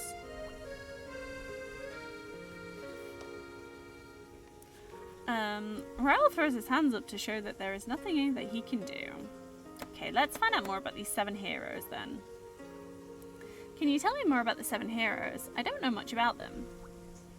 Talmus and his 6 buddies saved the world from the apocalypse, so the Emperor gave them that title afterwards. I guess you know this bit, right? Yeah, so what happened to them? 3 of them got it posthumously. No one knows what happened to the 4 that remained after they dissolved their party. Popple's from this place, so that's why we've got his statue here. Oh, this is Popple's statue? Okay. Star? Ooh. Even before he started his journey to save the world, Popple, or is it Popple? Was known as the Good Thief. Because of the fact that his statues look nothing like him, no one remembers what he really looked like. Even so, it's enough that people understand the freedom that he once stood for. So what can I do with this? Can I do anything with this card? Is it an accessory? No? Is it in my inventory at all?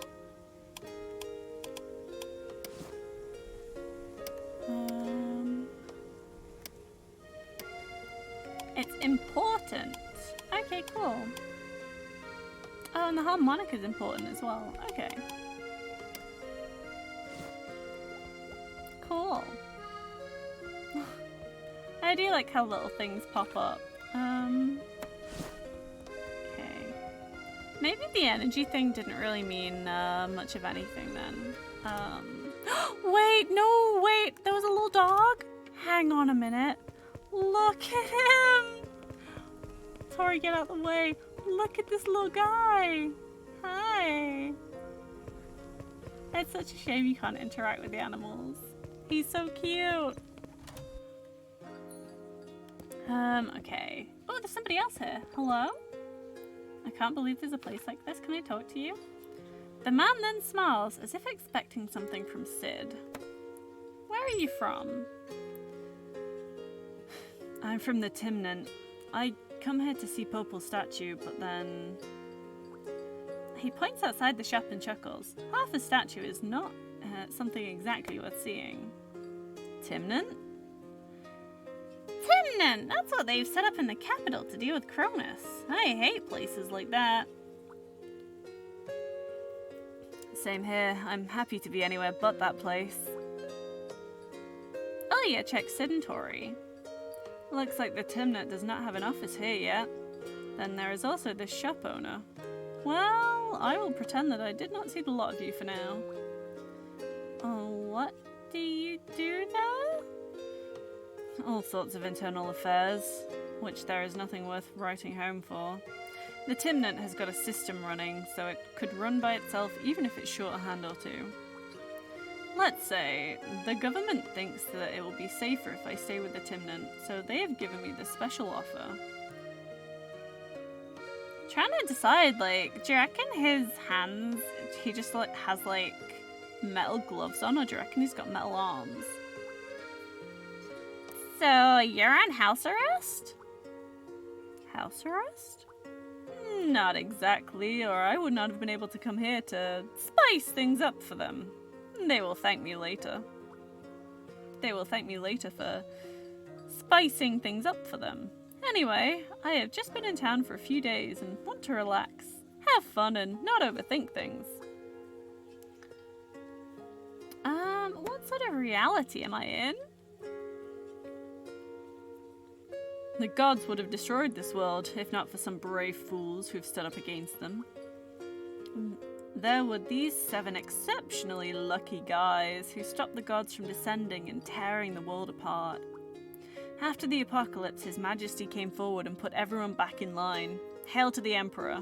Not sure I like this guy. Ilya, I'm sorry, but you don't seem good. He says so with a smile, but nonchalantly. It's as if he's just repeating some facts for heck knows how many times. Oh, maybe he's okay then. Maybe. But the crumble of faith had dealt a much stronger and long-lasting blow than anyone would have expected. It dragged the Empire into war. There were the remnant of the Southern Empire, pockets of cultists and all sorts of bandits everywhere. The Empire was on the verge of collapse. So, is it better now? Oh, it's better now if you compare. But for how long?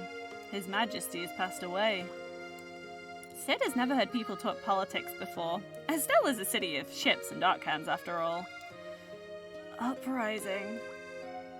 Sid spelt the word out of reflex. He heard the term from a merchant, but he does not exactly comprehend it. Ilya just shrugs in response. Did you come alone? No, I came with a friend. Where has he gone? Maybe I could go look around for you. His name is Albert. If you see a bookworm with a huge sack, that will be him. Okay. Okay, so this one, there's another option here, right? Do we get anything different from exploring the other option? Will we meet again?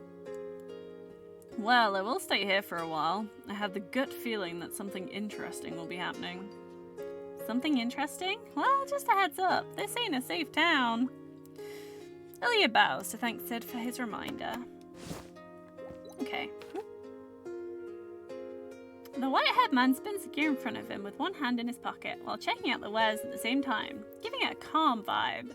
Sid only realizes that he's been holding his breath when he's close to the man, or more like he's zoned out and forgotten to breathe. The man gives off a calm... Oh. Are you from this town? Sid comes back to his sense upon hearing the question. He could feel the sweat on his back. He tries to reply and finds his throat a bit dry. Yeah. I'm Ilya, a Stellan. The man then smiles, as if expecting something from Sid. Okay, cool. So he was supposed to introduce himself before we chatted to him, but I jumped the gun on that, it seems. Let's talk to Elizabeth. Where the heck did you find something like this? This rifle is old. Can you clean it for me? Sure, I'll make some mods to make it more handy for combat. Here you are. I've swapped in a custom barrel. It's quite a heavy piece, so take care when you use it.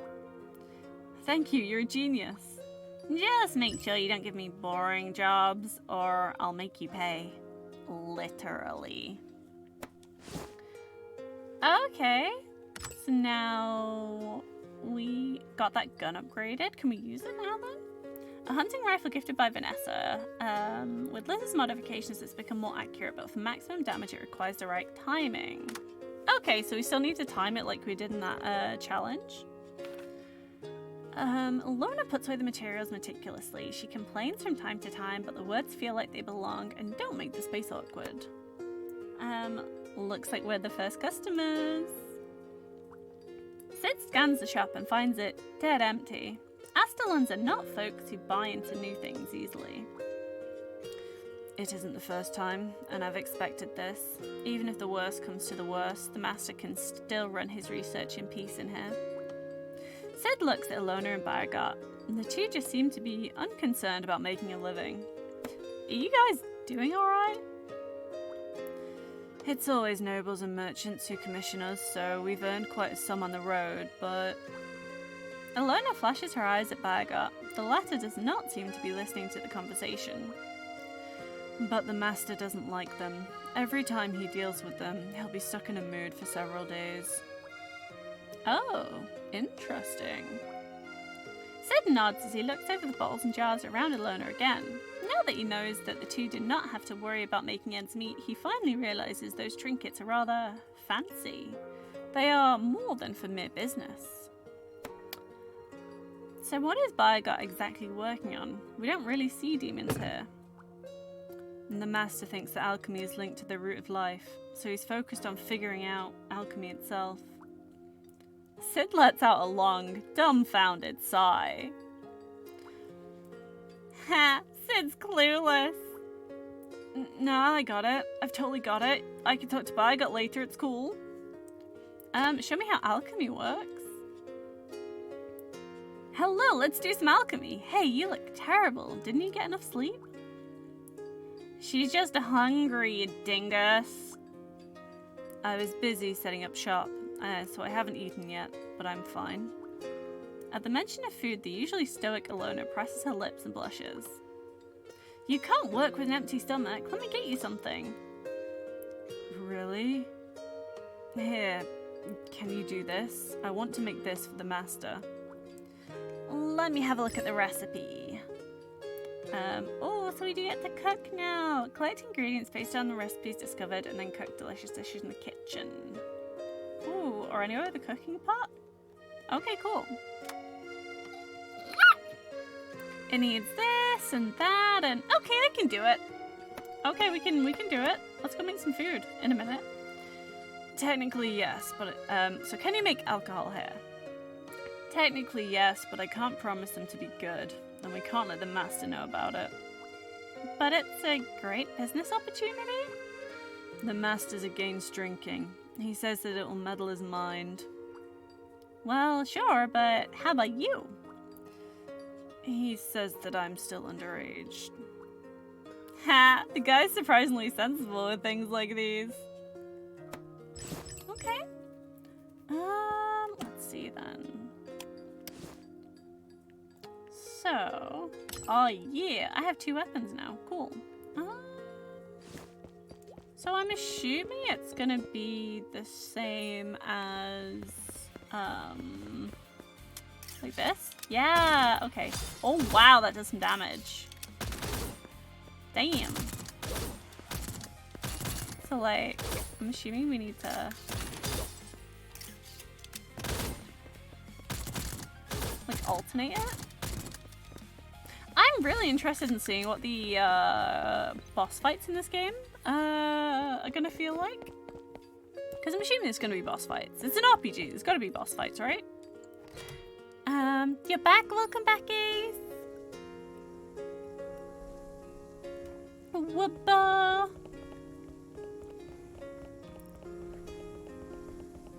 You? No, you're not Albert, because it's Albert that we're looking for, right? What do I need to cook?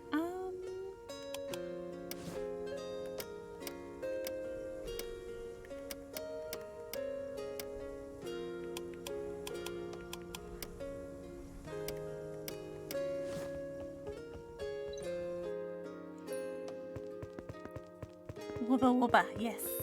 Oh, hello Danish, how are you doing? Okay, so we need to get sea salt, peas, Astella fish, morning scent butter, and Stella leaf. Okay. Assuming I can go and buy these somewhere. Let's have a look over here. There's definitely fish. Yeah, fish. Hi. Raw ingredients vendor? Why are you so, like... Hello? You're good, and how are you, my lady? I'm good, thanks, Danish. I'm good. I'm having a lot of fun with this new game. This is releasing on Steam, PlayStation 5, and Switch. If you're enjoying it, it's got 4 different endings. So all the options that we're making, all the dialogue options and stuff, there's like 4 different paths that you can take. So it seems super cool. We're still very early days in the game though. I have been playing it very slowly, reading everything out, and the usual slowness that I have, but it's cool. Fresh catch coming. Hey Sid. Hey Tori, this is for you. Oh, we got fish. Free fish. Thanks, bro. Okay. Enchanted potatoes from the east? Hi. Okay, so I'm assuming that icon means that it's a vendor. So let's see what she's got. We need peas. I just need like 1, right? Let's buy 1 peas. And 1... Did I need Stella leaf? I feel like I did.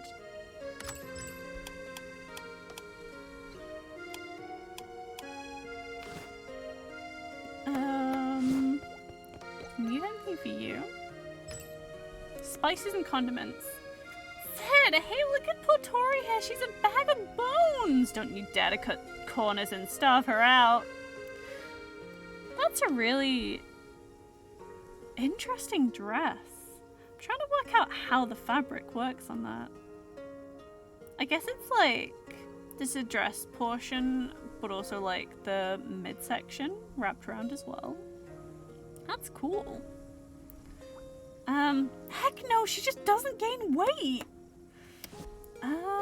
Sea salt. Oh, we need sea salt and the butter, right? And morning scent butter. Let's see. We should like actually check out what these say. So, oh, honey's always good. Sea salt obtained from evaporation of seawater. Place Stella leaves in melted butter to infuse the butter with their fragrance. Then take out the leaves and let the butter cool and solidify. The fragrant butter is something that the entire kingdom loves.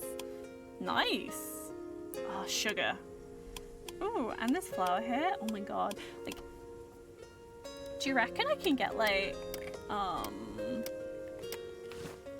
more recipes? How do you reckon I get recipes in this game? Hi. You guys just chilling? Cool. Shh, keep it down. I'm playing hide and seek. Okay, sure thing, kid. So this should be all the stuff I need, right, to cook? Hell yeah! Okay. Let's craft it. Is there gonna be like... No. There's no like special cooking minigame or anything.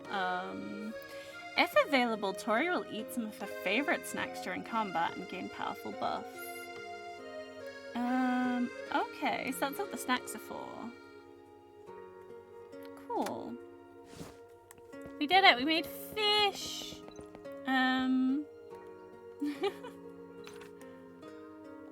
Okay, she doesn't have anything new to say to us, that's cool. I'd be scared to wear that. Yeah, I would. Thank you for the redeem, Made Danish. Thank you, Ace. I did notice it. I did notice it just now. Yeah, that top isn't covering a lot of stuff.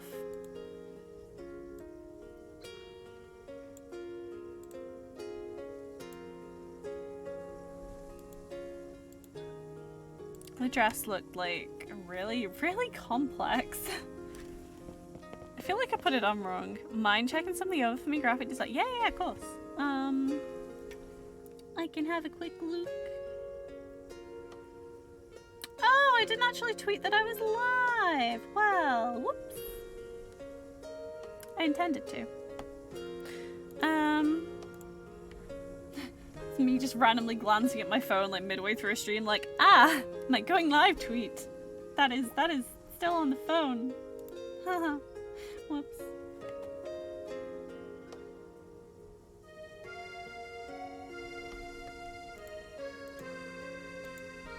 No, don't. Why are you guys saying that Evie tastes like chicken? No, stop. Ooh.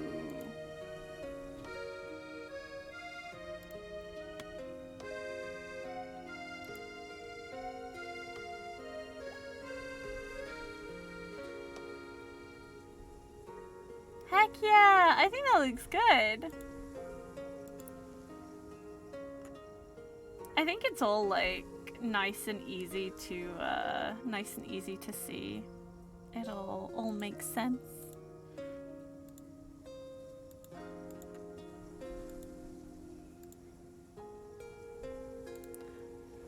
It's only 2 hours late. Whoa! That's better than some of my streams. No rush. Yeah, no worries, no worries. I figured I may as well check it now. Are these supposed to be like some more fish vendors and stuff? Can I go? No, I can't go out of this area first. Also, I need to go and talk to Saka again. Let's do this like little side quest with Alona first.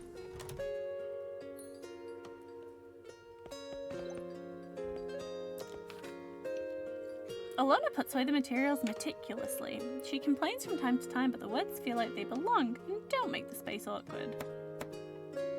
Yeah, fish! Fish time! This is delicious, thanks. I guess I'm just no good with cooking.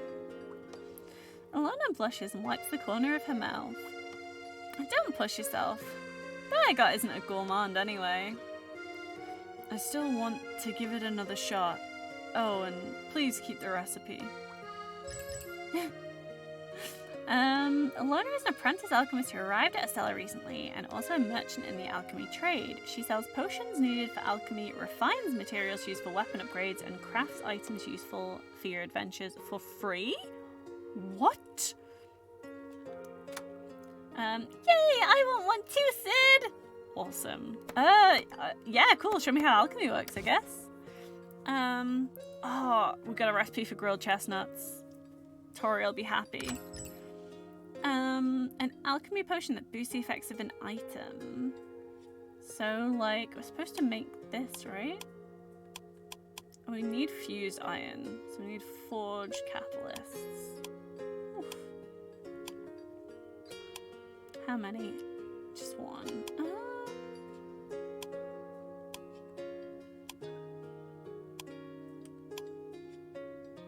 Oh yes, I can't use an enhancer yet. Forged steel. Jeez. Oh. Okay, so the potion needs an enhancer. Hyper potion. Antidote and God's grace. Potion made from essence extracted from Deo shards. Restores a large amount of chrono. Okay. So let's make a catalyst. Shall we? Should I? Should I? Ilona puts away the materials meticulously. Okay, cool. Well, I guess it doesn't really matter what we make. I won't really be able to make anything. I suppose I could make a potion, actually. To make an enhancer?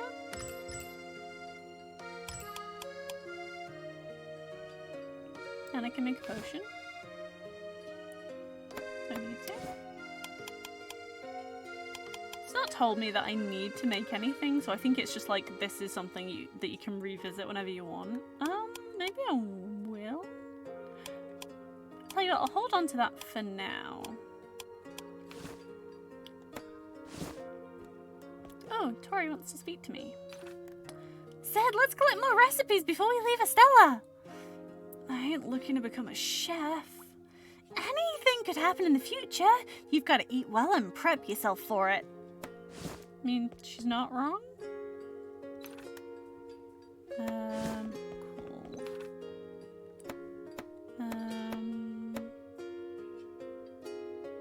How's business? You know we're in Astella, right? No matter the fancy rich or you street thugs, no one's getting around without a weapon. And your stuff isn't exactly cheap either. Yeah, and there's this monkey right in front of me who could only afford to pay peanuts for his fancy orders. Who could that be? Who could that be? Where did you learn to do all these? It's nothing fancy. Those of us who were shut in on the island just used the machines that those guys left behind. Island? What island? Tell me more. The mention of somewhere outside of Astella has caught Sid's attention. Why am I telling you all these? There's nothing worth talking about. Just forget it. Oh, come on! There is no point pestering Liz. She'll not go further on the topic. Okay. Does Baigot have anything to say? All the while, the demon is slipping through his aged tome nonchalantly with his legs crossed. Say hi. Hello, Master Baigot. What kind of voice for Baigot? Just Baigot will be fine, thank you. There's nothing that I can teach you. Baigot's eyes are still glued to the tome as he talks to Sid, but he is not acting brash. It is just him being his stoic self. Silence fills the air as Baigot returns to reading his tome.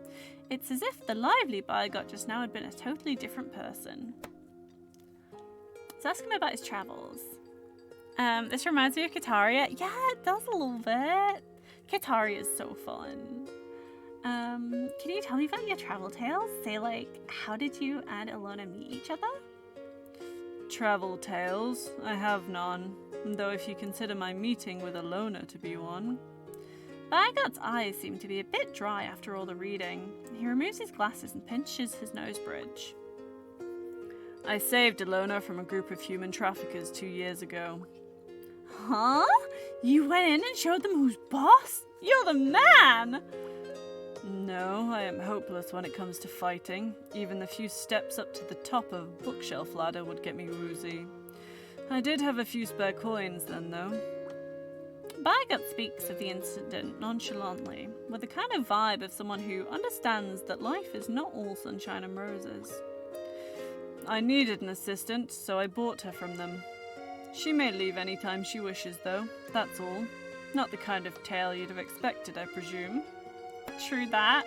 You're a good man. He is a good man. He's a good man. No, I actually like how you sorted out.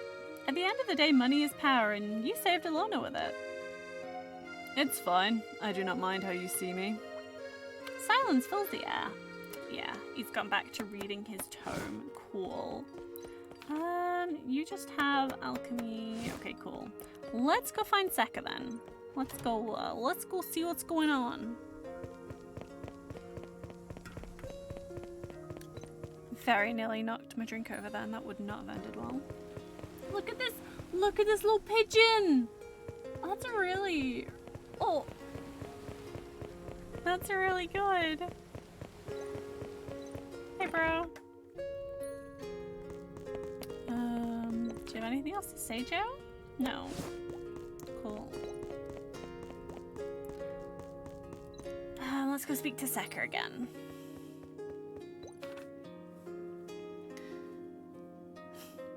I didn't expect to see you so soon again.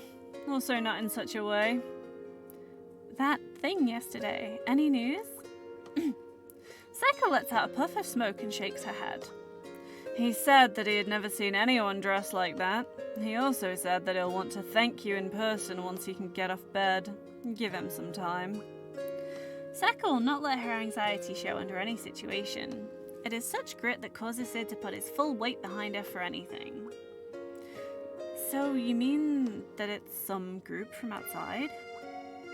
I still have doubts. You know it isn't uncommon for people to put on disguises for dirty jobs. We have no proof that it's the Antelopes. The sudden breakthrough for the case has come to an even more sudden dead end. Sid is kind of devastated. Slap yourself on the face, try to calm down, or make fun of yourself. Do we want to continue being brainy, or should we go with, like, being energetic and pumped up, or being, like, brash and jokey, I guess? You gonna lurk? No problem, Hellside. Thank you for the lurk. You know I always appreciate it. I always appreciate it indeed.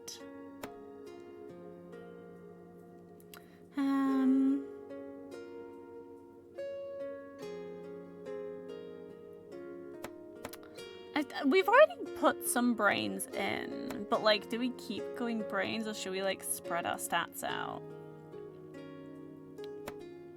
Tempted to spread the stats out a little bit, see if we can get some more options, but then I'm a little bit worried if we can, like if we'll miss some options. You know what, screw it, let's make fun of ourselves. I feel like Sid is a jokey kind of guy. Yeah, so we're back to square one. Tough luck, I guess. Sid scratches his head, hoping to hide his disappointment from Seka. You've changed a lot. Seka's face suddenly softens. Don't forget that you've other jobs too. Try to get some of them done while you investigate. Okay, now, off you go.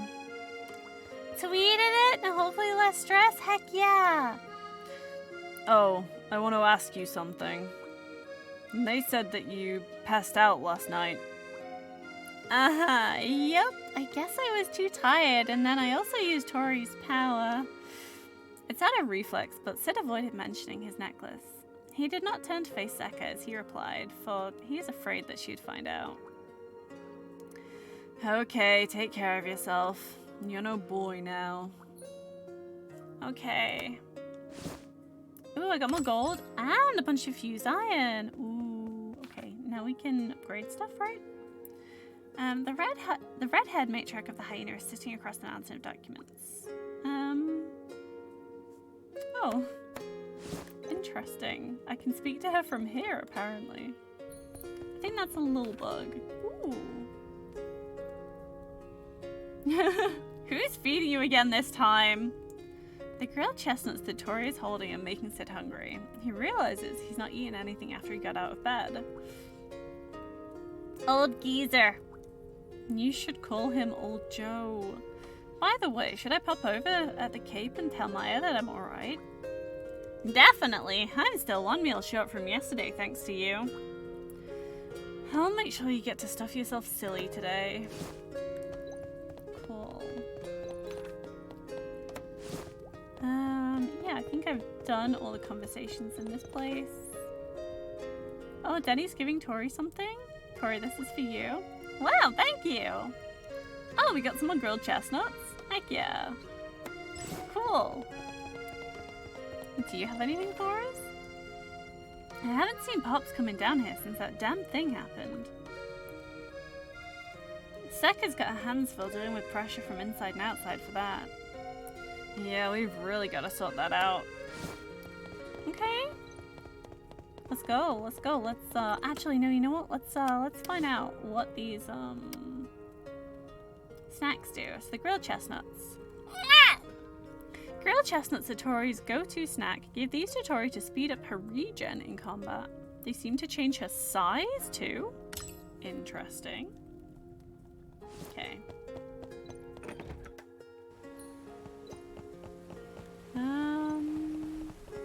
Is there anything here? No?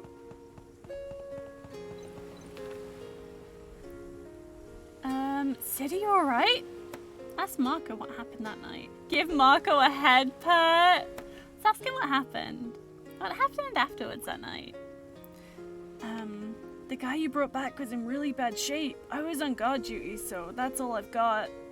Marco clears his throat to smarten himself. Don't worry, he made it. All thanks to you, Sid. You saw who did it, right? It's the antelope, right? No, it's complicated. Sid wants to go on, but decides to stop at the last minute. He does not want to turn his speculations into rumors. Give Marco a head pat.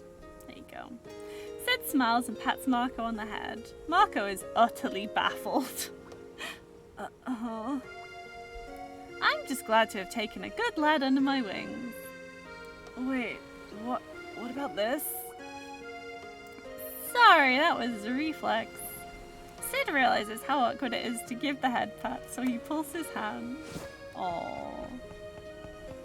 It's not awkward. Nothing wrong about giving him a head pat. Oh yeah, we can do stuff at the forge. Hello, Liz. What can you do for me now? These should be enough. Heh. Ooh.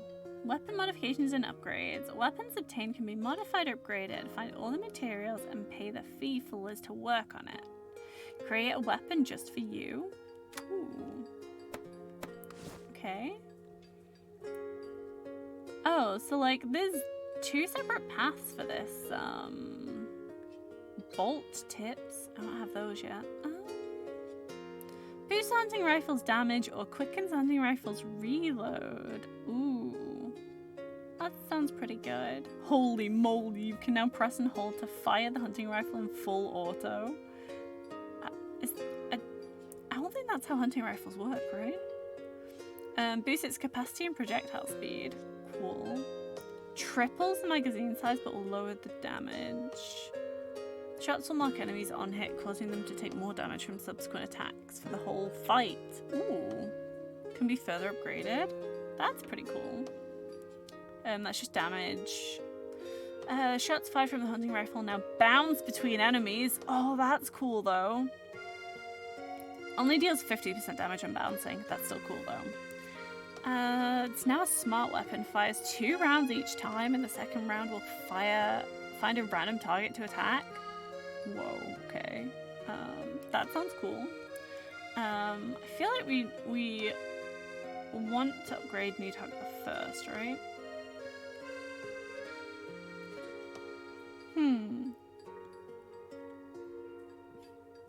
Oh, so we can get shields and stuff as well. Inflict blind. Ooh. Okay. Okay. Quickens an nailgun's reload. Sure. Extends a nailgun's magazine capacity. Okay. Gain a movement speed buff whenever he reloads. Ooh. Okay. How do you find your new toy? Oh, by the way, no refunds. Your trash talk aside, it's awesome. Here, a little snack for Tori. Nothing for me? Nope, go get yours yourself. We got more grilled chestnuts, cool. Everyone loves giving Tori grilled chestnuts. What are you working on? I've been thinking about weapons that make use of the Cronus' chrono. We might see huge orders for Cronus weapons in the long run. Liz slaps her notebook and hands it to Sid. I don't understand these drawings, but they look cool. Me when I look at any art. I don't understand these drawings, but they look cool. They're blueprints of new equipment for Tori. New equipment for Tori? For free?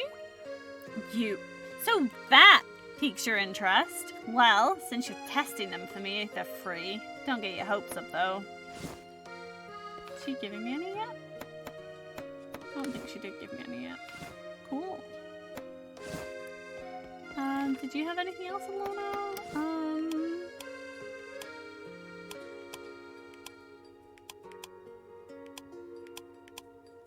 Okay, cool. Let's keep going then. So, although maybe there is a question to Kate. Ooh, there are people here.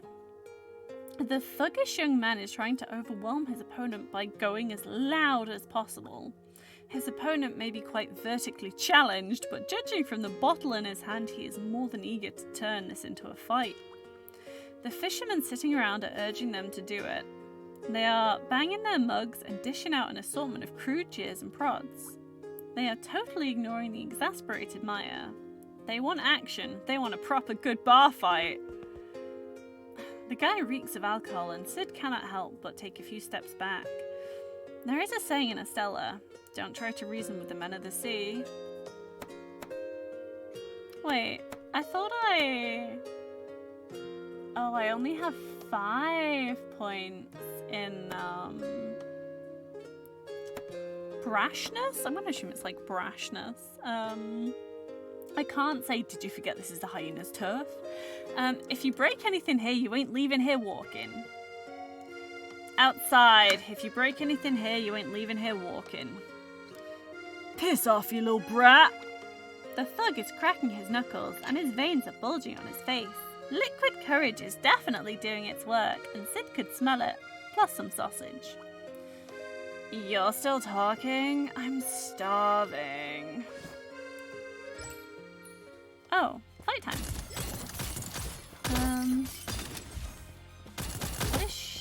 Who is she?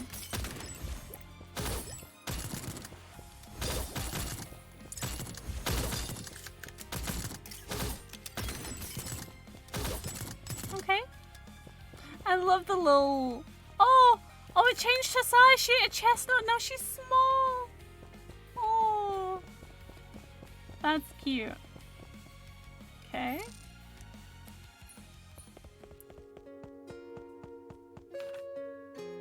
The two drunks keep whimpering as they run. Cool. Here's Maya. Hi. Welcome back, Sid and Tori. The woman behind the counter looks to be in her 30s. She's Maya, the owner of the Cape. Maya's skin is smooth, and she's wearing her wavy hair in braids. She's cleaning the mugs and gently looking over her patrons with gentle eyes. A part of Sid has been looking for a motherly figure in his life after losing his family. To him, Maya's demeanor somehow makes him feel like home. And it's why he's staying here. Oh, she's nice. Should I thank you for not destroying my counter? I've given up on trying to reason with drunkards. If you really want to thank me, put more meat in mine. Looking at the two cheerful and innocent faces, Maya can only sigh, but not without a smile. Oh, you. To Maya, Sid is still the mischievous kid from many years ago. After what happened, she hopes that nothing around her changes until she dies. What do you feel like having today? A lunch set for him and actually just a cup of tea for me. Sid only just realizes that he still doesn't have an appetite. Aww. Did the unknown power change me somehow? No, not unknown. It's important, and Scott left it for me. Maya communicates the order to the kitchen, then turns to look at Sid. You alright? Probably just tired. Sorry I made you worried. It's fine. You can always talk to me if you need someone to listen. Yeah, we like Maya. Oh, hey, look, this is the person who was thrown up in the main square. The petite girl is leaning lazily on the table with an elbow while running a finger over the edge of a standing coin with her other hand. Her droopy amber eyes behind her thick glasses point to the open book on the table, but she is obviously zoned out.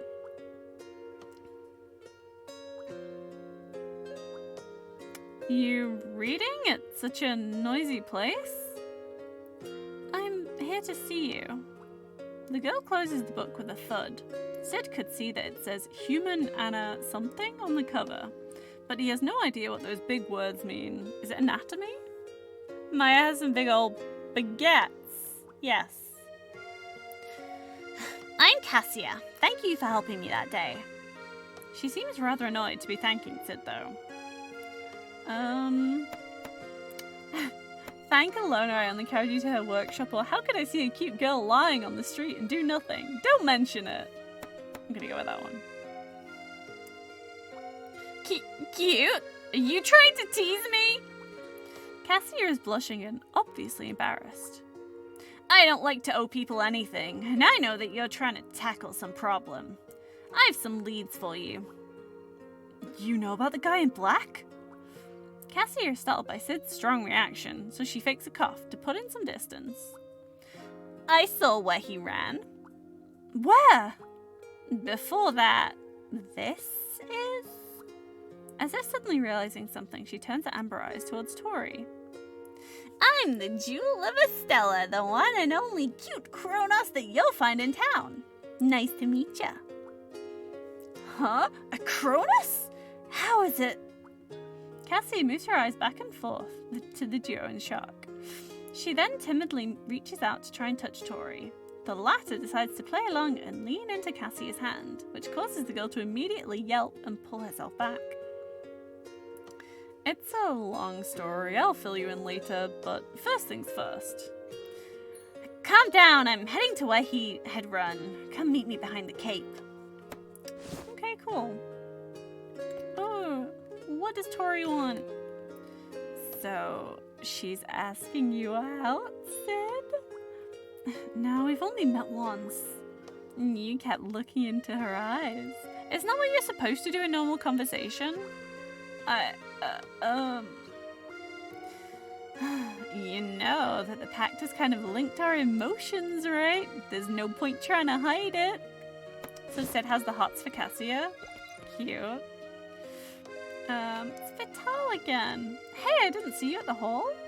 The man in glasses is enjoying his peanuts. Sid pats him. I know you'll be here, so I decided that I might as well come here and wait.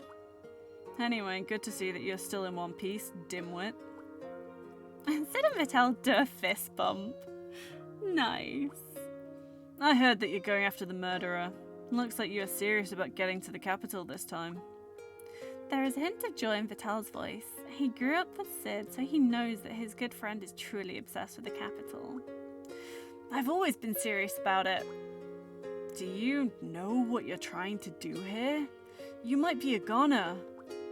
Vital is not only implying that Sid might get killed, he is more worried that Sid may come upon things that will push him past the line of no return. I got you. I will help with the investigation too. So keep your head. Oh, so you keep your head. He doesn't trust us too much, I don't think. Oh, now that you're in, we'll definitely solve the case then. Vital just keeps his silence and pops a handful of peanuts into his mouth. Yeah, ask Vital what took him from the job yesterday. Why was Sekra asking for you yesterday? It's for that expedition to the island. We'll have to work with the antelope. And everyone knows that it's not something that they could chew alone. So the negotiations went on quick and smooth, and they're putting me as a squad leader. Sounds dodgy. Look at how things are now. There's no way that I would let an antelope watch my back. The feeling is probably mutual, but word is going around that the government will make a move on the island, so there's no choice. Now that Stellan has taken over as the governor, not sure what he would do though.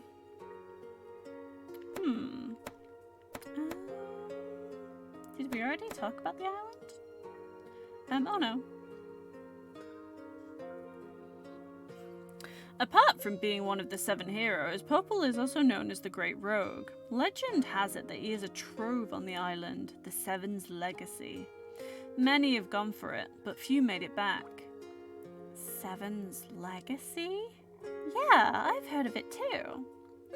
Sid feels a lump in his throat at the mention of the topic. Anyway, everyone seems to assume that there are treasures on the island. If that's really the case, then I guess I could quit being a gangster.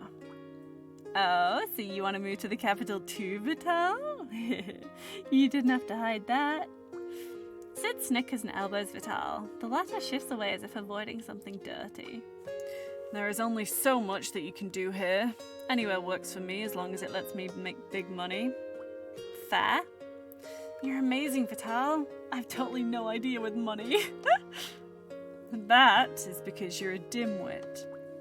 Vital seems to be flattered by Sid, so he pretends to take a sip to cover his face with his mug.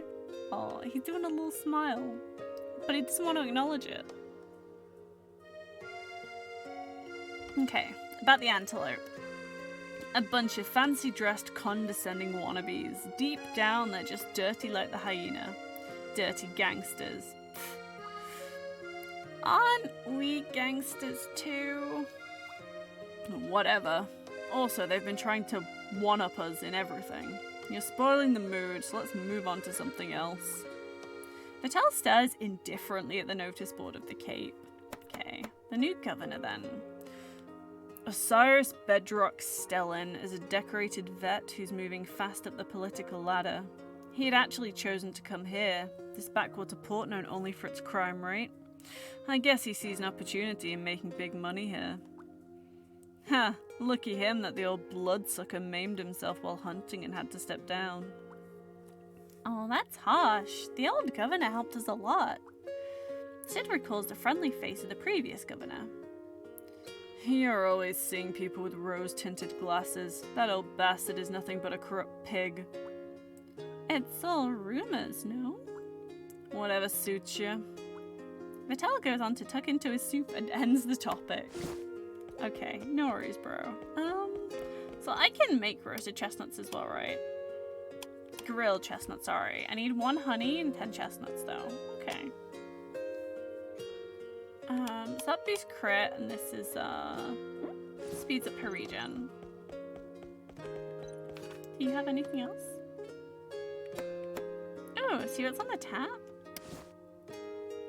Oh. So I can buy liquor and orange juice. Oh, and I can buy a snack clip here. Okay. I don't have the money for it yet. Sugar chestnut. Huh.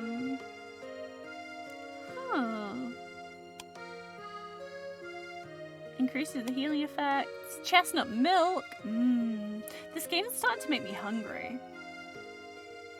Oh, removes the debuff and becomes immune to it? That sounds really good. And you get 10 of them? Oh, they sell cola! A black drink popular with the Empire. They say that those who drink it will burp furiously, so nobles that want to keep their image don't drink this outside. Cute. Okay. We should ask about the capital. If we can find out some more information, that would be good. You just can't get enough of it, I guess. Okay. Maya runs her index finger over a rugged wooden mug, as if running over a page of her memories. It was before we started this place. Shell said that it would help if we could do capital food, so we went there together. Maya's eyes liven up and mellow as she speaks of her husband. It's like taken straight out of a love poem. We had never seen such a grand city. It was bustling with life and everybody was well dressed. Joyful banter, the clash of hammers and anvils, the roar of engines, kids playing around, prayers, lovers, so many things. We saw gigantic gears clanking above our heads. Then we heard the toll of ancient bells coming from far away. It came from the direction of the royal palace, which reached high into the clouds. Everyone could see a better future. Wow, I wish I could be there. You will go there one day, right, Sid? Yeah, let's say that I shall go. Nice. I wish the best for you. Maya smiles and returns to work. How is it going? Fine, I guess. I wouldn't mind Tori helping out, though. I could use a cute girl at the shop to bring in more customers. You sure? The cape's already got you, so she'll be redundant. It's the smooth moves! Sid! Aw, stop pulling my leg. I'm just an old hag. Didn't they say she looked 30? Please, that's... No, you're fine, Maya. You're fine. No way! By the way, just give me a shout if you need a hand. Sure, I hope you won't find me troublesome then. Cool. Okay, so we need to go and find Is Cassia? Right? Behind the cape. So in the alley, is it? I think this little alley. Ooh, wait, there's a chest here. Ooh, I got another fused iron and some gold. I don't know where Cassia is though. Oh, she's like on the other side. Is there anyone else like around? Anyone that we've missed? I don't think so.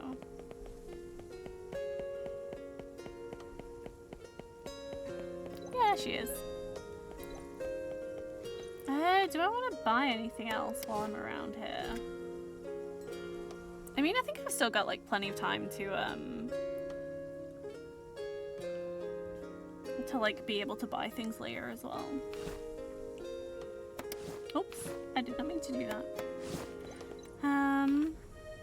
Yeah, what the hell? Yeah. Hello, Jay.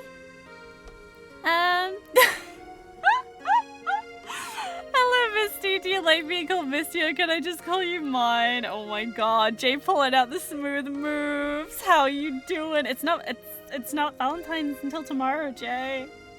Are you getting in early? You getting him ready for Valentine's? I hope you're having a good day. I hope you're having a good Monday. I heard fighting, then I saw the guy in black ran towards this direction. Cassia keeps her hands in her coat pockets and gestures to the manhole on the floor with a chin. Sid realizes that Cassia is even shorter than he thought he knew. Why do I feel like I'm being called out right now? When I see you, it's Valentine's every day. Oh, look at this. Look at this, them smooth moves. Oh, good Valentine's, yeah. Oh, that reminds me, I need to do the, there's an event in Final Fantasy with, like, it's got a pretty cute dress, that I've been meaning to do, and it ends on the 15th, I think. I do need to do that at some point. You'll be good. It's alright, Jay. It's fine.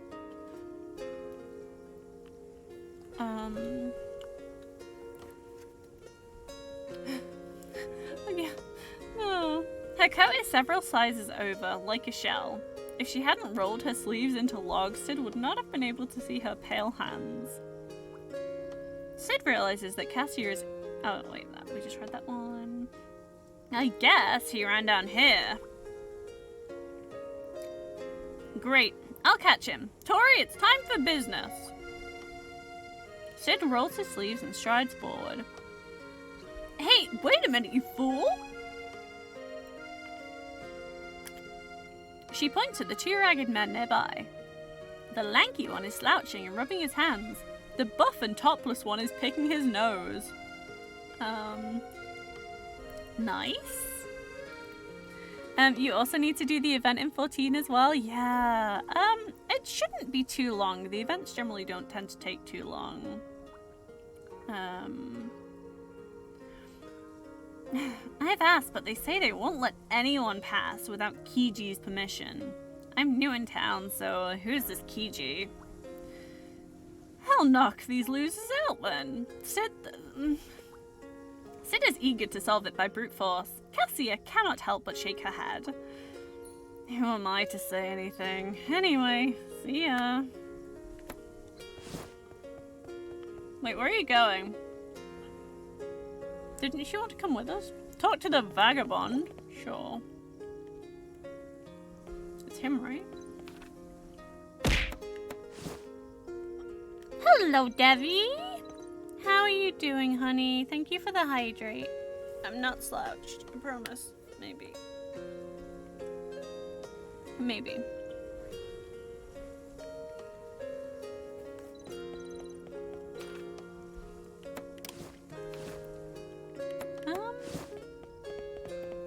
See, I thought it was them guys. Maybe it's not.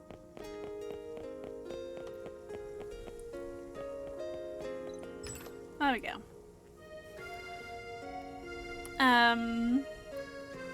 If I want to, I will wait 14 hours to complete it. Nice. Nice. Or 14H? Maybe not hours. I don't know. Maybe. Maybe.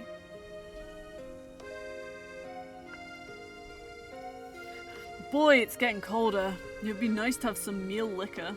Sorry, my friend. No entry here. The buff vagabond raises his staff across his chest, and as he sees Sid step forward. The staff has a sharpened tip and nails along the way down. It will kill. Despite the weapon and the move, the vagabond is actually wearing a smile and seems rather meek and harmless. Something happened. We shall all be sacrificed. The city has angered the gods, and only our measly death shall pacify them. We're goddess! We should have never gone on the island. The lanky one suddenly trembles and presses his palms together to offer a silent prayer. Sid wonders why would anyone put such a person as a god? Hands gone cuckoo. Don't mind him, my friend.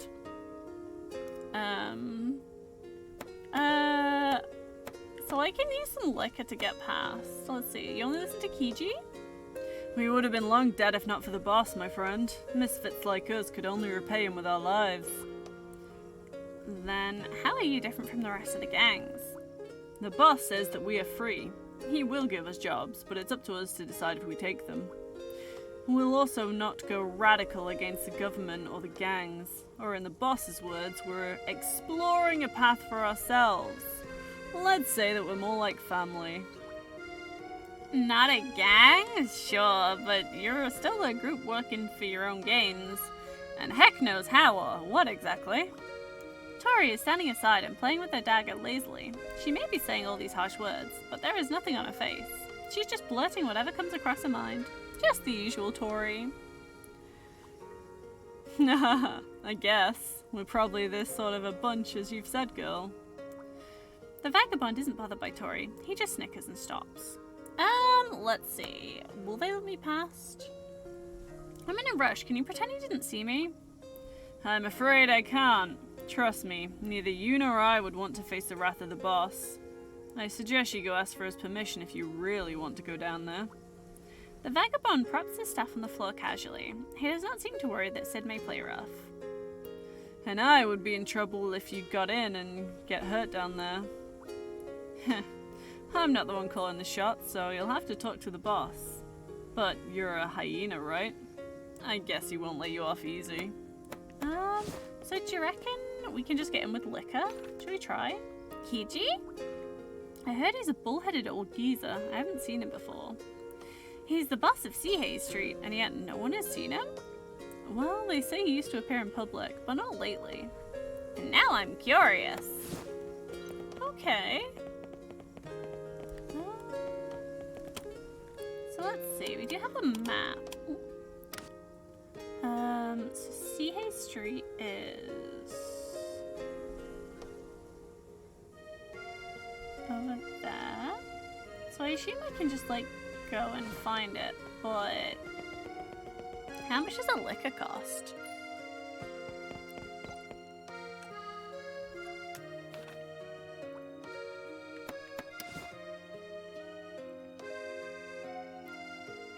I mean, it's only 200.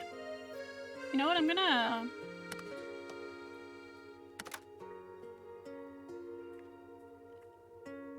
So that means there is a stock of 6, right? And I can buy 2 for 400. That still seems okay. Maybe though. Maybe. Let's go and see what's happening on Seahey Street.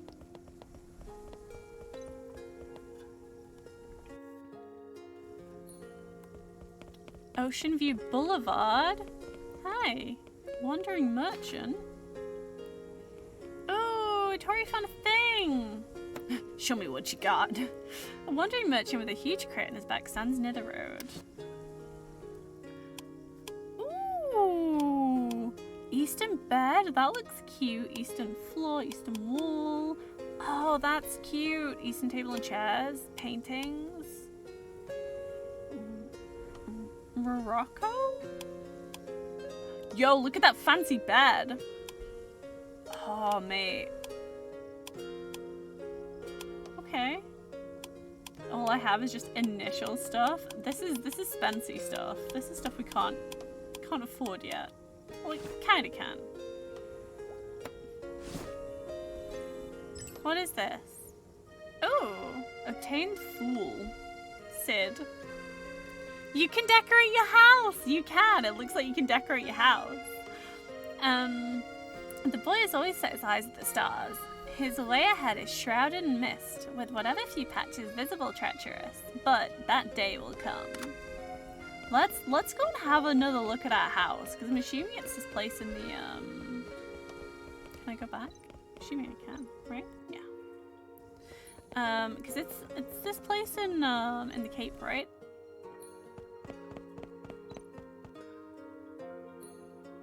So yeah, so we currently have like, we have 2 beds. Ooh, what does resting do? Oh, it changes the time of day?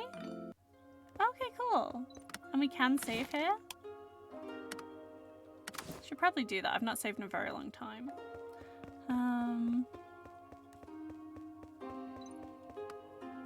Yeah, here's how we can change things. So yeah, we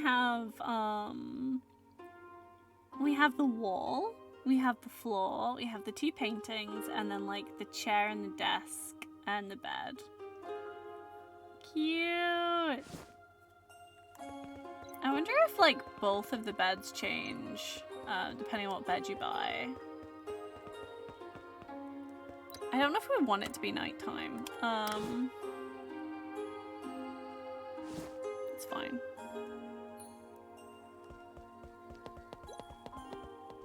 Wait. Oh. Hello?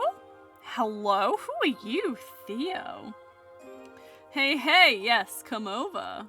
The young man is an odd scene among the riffraff in the cape. He's sitting upright, wearing a black top hat and a nicely tailored suit. He's looking at Sid and smiling, while running a finger along the rim of his glasses. Let's make it clear I'm not into guys. Oh. No worries, we can be friends from now on. I'm not interested in making friends with some random rich brat, so what is it? But I am more than happy to have a friend who's a gangster. You guys are cool chaps. This guy is so fancy. Theo fills his young, smooth face with a smile. Well, I see that you are familiar with Maya, so I'd like to ask you for a favor. Why should I agree? You're definitely up to something. Say, in the name of friendship and the crown? Sid raises his brows as Theo produces a gold coin of the Empire on the table. Go ahead. Relax, I'm not asking you to kill someone or something. It's just for love. Love? What does that have to do with Maya? I think I've fallen in love with her. The mere thought of her is wrenching my heart, and it's keeping me from having even a good night's sleep. Oh, can you feel my pain? No. Alright, I got it. Stop giving me goosebumps. So, I will need you to help me figure out how she sees me. All the better if you could put me in a good light. She's married. Like, we just had a chat with her. She's married, my dude. Just back off. Tori picks up and examines the gold coin. Sure, but you'll pay even if things don't go your way. Theo takes off his hat and bows his head at Sid. Etiquette is not exactly Sid's trend, so he just sees Theo as being pretentious. Oh, brilliant. Okay, let's see. That new guy in the shop. You know which one? Theo? He helped a lot when I had to restock lately. How do you find him? That's so abrupt. How do I find him? He's nice. He's obviously well off, but he's not snobbish. He feels sort of like a little brother. Hello, Gerbo. Hello, Gerbo _gaming rated with 6 viewers. Hi, how are you doing? How did your stream go? Let me give you a shout out. What were you playing today? Were you doing a bit of DBD? Gerbo? Gerbo? You were doing some DBD. I'm assuming it was Swift. You were surviving with friends. Or were you doing some solo matches? I shall let you play in this cute game and I'd have to bring everyone along. Yeah, so this game releases, it releases globally in a couple hours, actually. It's really fun. It's an isometric RPG that's like, it's got stats in it and it's like, you have to choose choices. I was about to say, that is not, you choose choices in this game. It's But yes, welcome in everyone, welcome in raiders. For those who aren't already following Gerbo, you guys should absolutely go and check Gerbo out. Gerbo's amazing. He plays tons of DBD and also loads of cute games. So, you know, it's definitely not like Whiplash or anything, it's fine. Choose the choices! Yes, you played some DBD, it was fun. Oh, you're doing solo queue today? I hope the matches went well. I know it can very much be a mixed bag when you have to rely on other people, and those other people are randoms. So yeah, it can be a bit of a pain, but I hope it went well. I should introduce myself, so hello to everyone who came in on Gerbo's raid. My name is Mist, I'm also known as Misty. I have no brain for It Has Fallen Out. I'm a variety game VTuber from the UK. I love playing RPGs. This is a sponsored opportunity that I was given by Astrolabe Games, who are the publisher of this game. I got the key for free, and this game seems really, really, really fun. I'm enjoying it a lot. Hello, Ulti. How are you doing? We also are teaching Jeva how to say words in British English. Oh, like, what were you teaching? Do we get water down? What kind of British English were you teaching Gerbo? I'm intrigued. This game. Okay, so speaking of British, oh god, it was a struggle. Oh no. Speaking of British, at the start of this game, one of the very first bits of dialogue is just, "Oh, come on, mate," and I was sold. Arse, arse is a good one. Why are you teaching Chipper the word arse? Oh, brilliant, brilliant! I love it. We're just exploring this town at the moment. We're still very, very early in this game. The game is following. Did I finish introducing myself? Probably not. I like video games. I like RPGs. There's good stuff. I'm British. If I didn't say that, I think I did. But yes. I've already forgotten what I was saying. Just Shiver listening to text-to-speak bot say arse over and over again. Oh. For at least 5 minutes? Was the bot saying it particularly interestingly, or could you just not get it? You trying to learn? You trying to learn? It's arse. There you go. He's been an arse. What an arsehole. Screw that guy, he's an arse. You know, just arse, innit? just arse, innit? But yes, well done on trying to learn. I say it's like Oz. I can see it. I can see it. See, this is the real reason you raided me. You wanted to learn about arse. You just, oh, that's a sentence. You just wanted to learn about arse. But yeah, what you do is you don't want to pronounce your R. You don't really give the A that much thought. It just kind of happens. It's just arse. R's are like quite silent in a lot of English. Not necessarily silent, but like you don't really stress them. And depending on your like dialect, depending what accent you have, like I think it tends to be in Scottish they pronounce their R's a lot more. You need to get rid of R's in your diction. Yeah, it's not arse, it's arse. There you go, British lessons. British lessons with Misty. Americans say arse. Oh dear. Just arse, innit? Arse. Or you can say ass sometimes. Oh no, that is just the ass rather than the A-R-S-E. C-A-S-S. Arse. Just look into a camera deadpan and just say that. Sure, that is entirely normal. But yeah. Teaching you the British. It's cool. So we're doing like a little bit of like side stuff in the game at the moment. So this is like a little tavern. And we've just met somebody called Theo who has a crush on this here Maya, who's the like owner, I guess. I think she's the owner of the tavern. And she's just like brother zoned him. So you're gonna have to head to bed, no worries, George. Thanks for the stories. I'm glad you've been enjoying them, and I hope you get some good rest. Have a good sleep. How many times has that word been said in the last 2 minutes? Quite a few times. Quite a few times. But yeah, he got brother zoned. How do I find him? He's nice, he's obviously well off, but he's not snobbish. He feels sort of like a little brother. It's rough for this guy. Maya replies nonchalantly as she cleans the table. Little brother. That's it? Like, you've never ever considered him? No, I mean, have you thought of finding another guy? Or maybe her husband has, passed away. So, For some of the dialogue options that we get like points in a stat.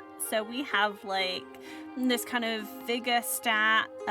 We've got like brains, and we've also got what feels like it's kind of punkish, more like brazen style. But we don't have one of those options here, so we can either level up our like vigory, yeah, or our brains.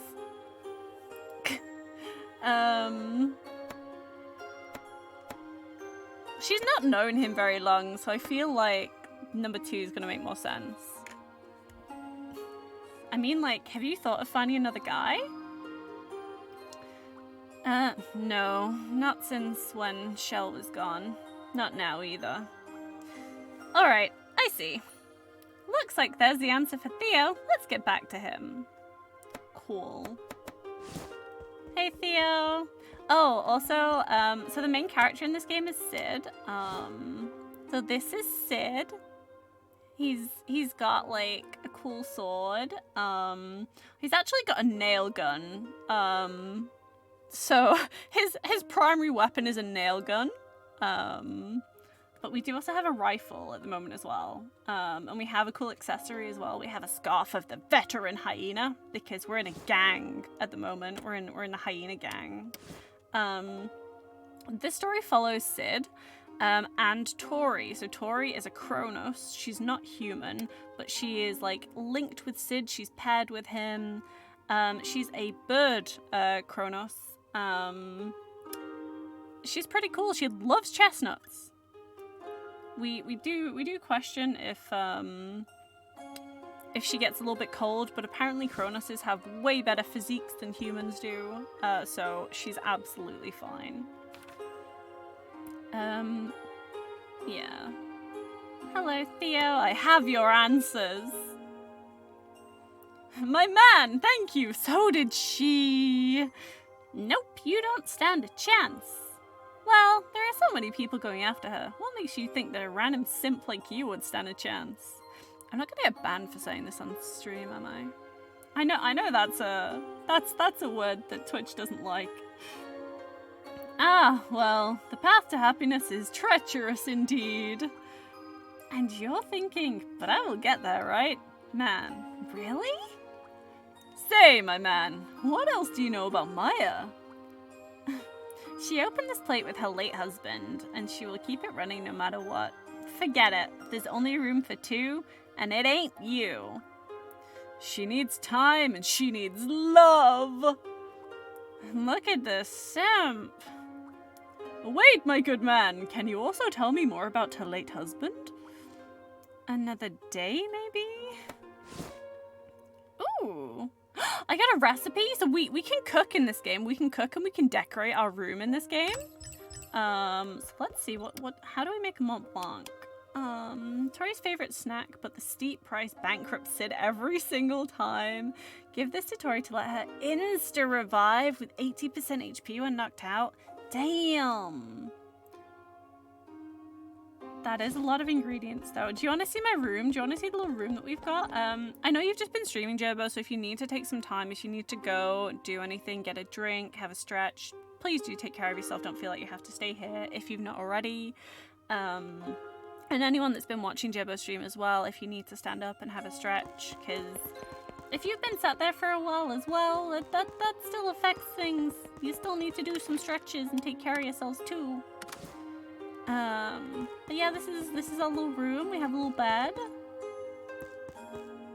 Oh, that one's absolutely Tori's bed, isn't it? So I get this tiny little bed over here. Okay, I see how it is. I see how it is.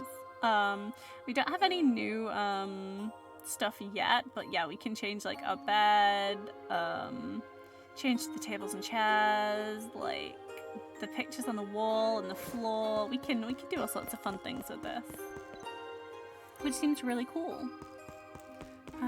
Wait, are you? Oh, hey, it's Vanessa.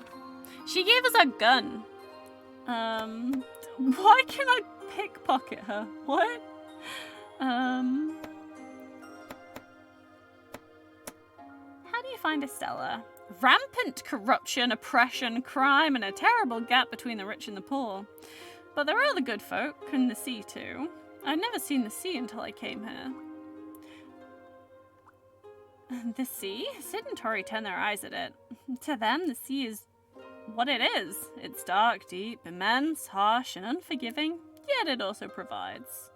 It's the silent, indifferent witness of the rise and fall of governments and civilizations. It cares not for the malice of the people against it.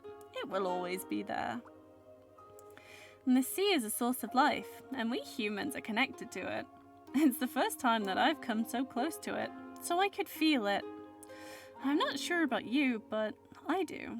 I guess it's because us hunters have been taking lives on a daily basis, with rifles, bows, arrows, spears, daggers, traps, and all that. Hey, Bravo, how are you doing? Oh, thank you for the hydrate.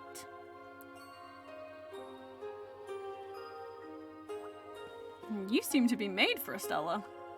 I guess. That's why I'm not exactly bothered by the things that happen here. But then, I also won't just stand and watch. An invigorating gust sends Vanessa's hair dancing in the wind, adding to her already bright smile. Aww. Yeah, so she's from somewhere called Bennett, which is outside of our little town. So like we're currently in a port town called Astella. So Bennett is, I think it's inland, basically. Things went downhill for everyone since the hyena came to Bennett. There is no grudge in Vanessa's tone, at least not against Sid. She's just relaying the situation, or the misfortunes of Bennett. So we're part of the hyena gang, remember, so... Kidnapping and trafficking women, racketeering, the folks were afraid of repercussions, so they just sucked it up, but... Vanessa stops halfway. She seems to remember something.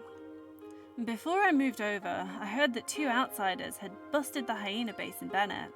I wonder who they are. I mean, those scums aren't pushovers. They say that one of them has white hair. Oh, don't even think about going after them. I'll be the first one to stop you. Vanessa raises a fist to stress her point. No, don't worry, those guys had it coming anyway. But now that you've got me hooked on that white-haired guy... Cool. What's she doing here?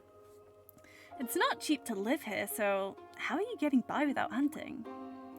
Don't worry, things will work out. I'm actually heading to the pier to learn fishing. And who knows, the rifle may come in useful on the island. Oh, you're planning to get on the island? And there's this expedition happening soon, right? I'm planning to tag along. Nice! Maya is great at cooking fishes. Maybe you can count me in when you find her. Tori...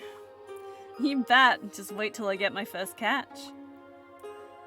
Good luck. Cool. Does Tori have anything else to say to us? No, cool. Do these guys have anything useful to say? That's what I want to check. Oh, I wondered what that little creature was. You see in the chat box? Oh, yeah, you can just see it. It's a little bird bouncing up and down. You want to fight, eh, hyena boy?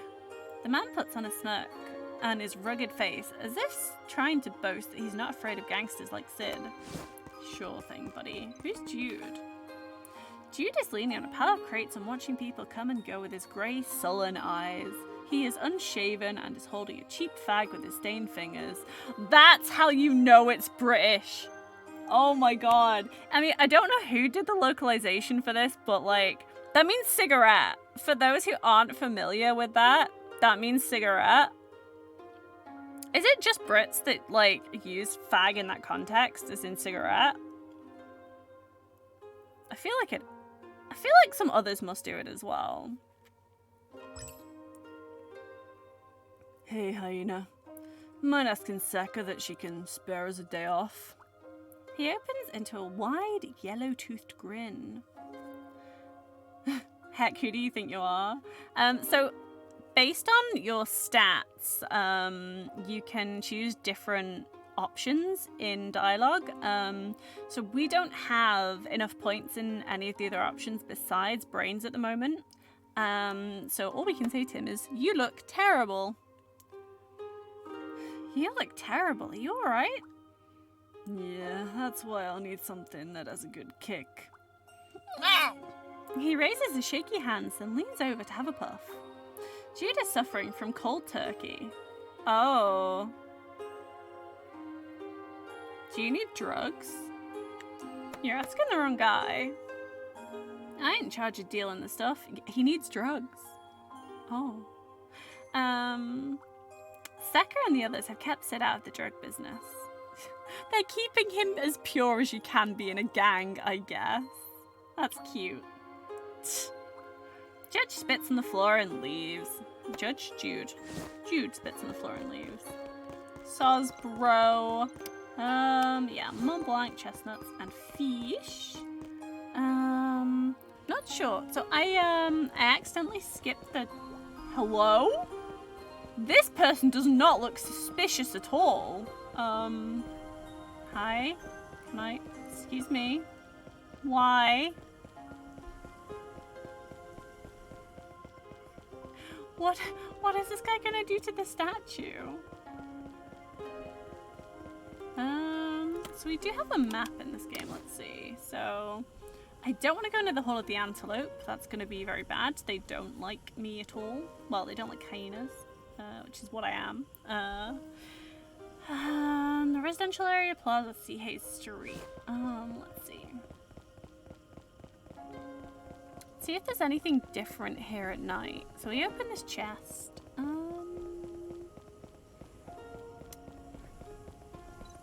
Don't know if there's anything that's going to be going on in here. Do you have anything for us, Liz? No, just upgrading. Don't think I don't have any more forged steel. Can I make any? Oh, Bygot's gone. Master's in his room. Business is quiet at night anyway. The bookworm just left you here all alone? It's alright. Liz is here too. I'll have to talk to the guy. So let's see. So we can make enhancers. We can make some more catalysts.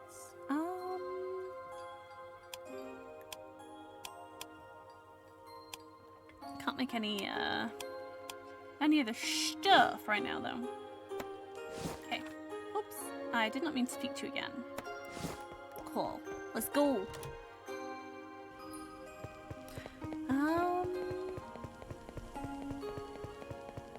I really do want to know what this guy's up to. We need to go to C Hay Street first, though. I'm gonna assume they're still here. Yeah, they are still here. So basically, these thugs are blocking our way, and we need to get past them to go and explore where somebody disappeared to. Can we go in here? No. Oh, the merchant's gone. I guess they're only around in the daytime. Hi. Who are you guys? Skinny male thug? They're gonna pick a fight? A lanky, impish young man is squatting by the street and watching people come and go. What you looking at, punk? Hearing the commotion, the other thugs begin to circle the duo. Oh, you punk combat? Ooh, should we combat? Do we combat?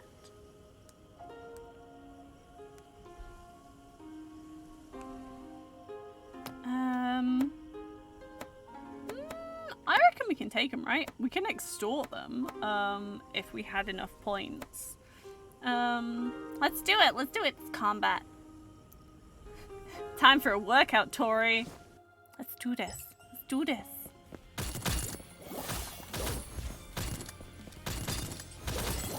Ooh. Where is my... Okay, there's my HP. Cool. Oh, cool. I leveled up in combat. Oops, I did not mean to do that. So you can use, like, you can, like, summon Tori to you. But I don't know what it does to her, but I don't think it's... Like, I think she gets a bit tired after doing it.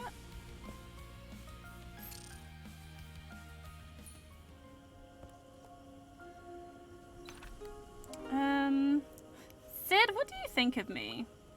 How rare. I'd better be serious and think twice before answering her.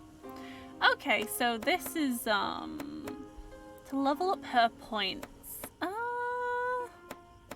Let's see, so we already did that one, which is like kind of mystical stuff, I guess? I don't know if we have, so, oh, okay, so she can actually, like, if we level up pickpocketing, she can actually pickpocket. Or she can bargain or sense.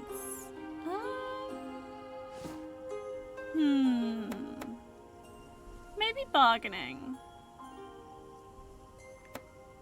Alright, just let me take care of the money.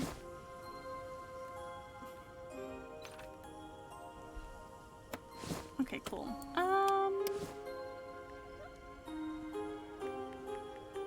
don't think we have anything else to do as Sid.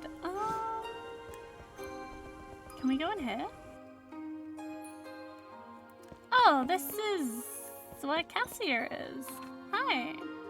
Cassia did not notice Sid. She has one hand in her coat and the other propping up her head on her chin, her mind occupied over something. Sid realizes that Cassia is even shorter than he thought he knew. Why? Why does he keep saying this? Oh. What have you got there? Potions. Oh, and an accessory clip. Oh, so I guess you can get like loads of accessories in this game then, maybe. I'm excited to get into it more. Let's see. Ask her how she's doing. You said you've just come into town, so you're here to study? Astella isn't exactly a good tourist spot. I'm a doctor. I'm on my way to the capital to catch up on the latest trend in medicine. Astella's just a stopover. A doctor, huh? Sid eyes Cassia and didn't find the doctor that he expects. She's too vertically challenged. No! The latter stands akimbo and glances at Sid in annoyance. You can be a doctor even if you're short. So you want to go to the capital too? We're friends then. No one wants to be your friend. A doctor? But you had food poisoning. Well, beggars can't be choosers. Cassia looks into the distance in clear resent. Oh, yeah, so we're gonna go and see Kiji, so let's see if she can tell us anything about him. Kiji's the boss of the slum. He seems to have beef with us gangsters, so we still haven't gotten to meet him yet. Then why are they guarding the sewers? There's a bunch of vagrants living down there, and they live off the handouts from Kiji's men. Usually there are no guards, so I guess something must have happened today. Let's see how she finds Astella. So she's just doing a little stopover here. This city? The hotbed of crime with a huge gap between the rich and the poor? The sort of place that... Cassia frowns, and Sid could see her eyes flare with the fires of determination. Probably coming from some bad past. She then shuts her eyes and opens them after a short while. The fire is no more. Forget it. There's nothing good I can talk about this place. Nothing. Oh dear. Take it she doesn't like you here then.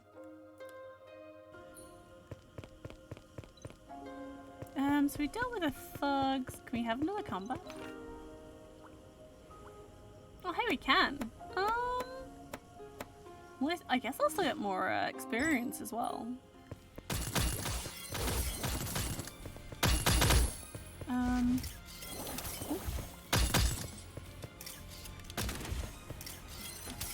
Oh, jeez.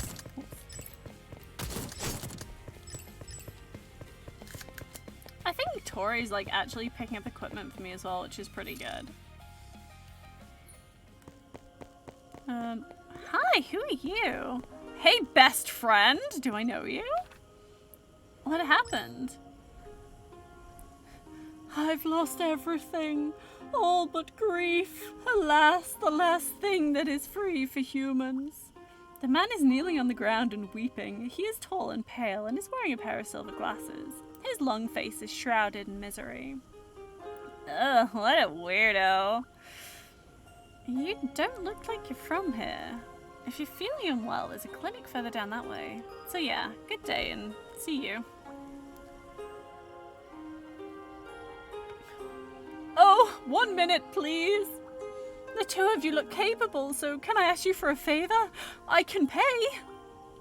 You could have just spit it out. Sheesh. I'm a bard. I was on my way to perform here, but I shipwrecked and lost everything. Shipwreck? The seas have been rough since the apocalypse. I hope things will get better for you. So, can you help me recover my stuff? They might have been washed ashore. Why don't you do it yourself? Pardon me, but I can't. I have no idea why, but since the shipwreck, I'll get something like seasick even if I just get close to the shore. Thank you for the hydrates, honey. I totally know the feeling, so no problem. I'll help you. Thank you. Look at what a good upstanding gang member we're being. Oh, Tori has something to say? You've been afraid of the sea since the apocalypse, Sid. Yeah, that's why I ended up joining the hyena instead of becoming a fisherman. Fair. The apocalypse took a whole chunk out of Sid's life. It swept away all that he had cherished. The people, the places, everything. Yeah, it's actually quite common here. Oh dear. So we'll go this way, I think. Is it? Oh no, I think it's just like here. Cool. So this is the port. Is this where... Oh, no, we did want to go straight across. I see. Ooh. So I assume we're going to go to the island at some point. That's what they've been talking about. They've all been talking about the island, so... Okay. I don't know if this is where we'll be able to find anything that's kind of washed up. I'm assuming not. It's the port, not like the beach. Unless there's like a way to... There is a way to go here. Let's see. The beach! There's nothing. The hobos must have grabbed them. Let's ask around. Crab! Oh.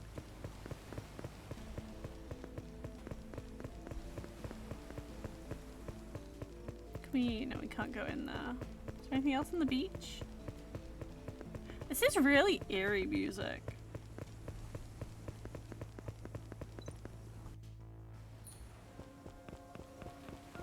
That's some incredibly intense music for a beach.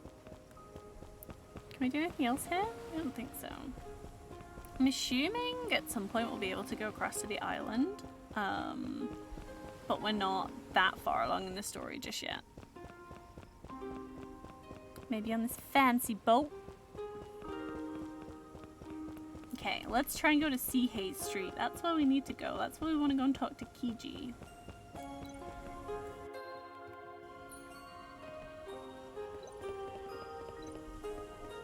Ah, there we go. Chilling, salty sea breeze cuts into the faces of the duo as they enter Sea Haze Street. They see no one on the street, but they can sense pairs and pairs of assorted eyes watching them from the buildings. The street is empty, but there are definitely all sorts of people watching the duo from the building. There is ash and dust lolling in the air, coming from in between awnings. The floor is paved in slabs that feel cold and damp to touch, even with shoes on. The street seems to extend indefinitely. Going down this winding alley is like going down some grim memory lane. Despite the street being cold and damp, Sid could feel heat moving up his spine to the back of his head, and it is slightly fuzzing up his mind. He tracks the sights coming from the buildings and finds that they are all pointing to the hyena badge on his chest. Ah. If looks could really kill, the badge would have already been turned to shreds. Hey, why have you suddenly stopped? Sid finally comes back to his senses as Tori bumps into him and complains. Sorry, I was zoning out there, Hey, check this fool out. He actually dares to flash a gang badge here? Sid is interrupted by the thug's mockery. Great, just the right time for some XP on legs. Let's go, Sid! XP on legs? Oh, scrubs, whatever.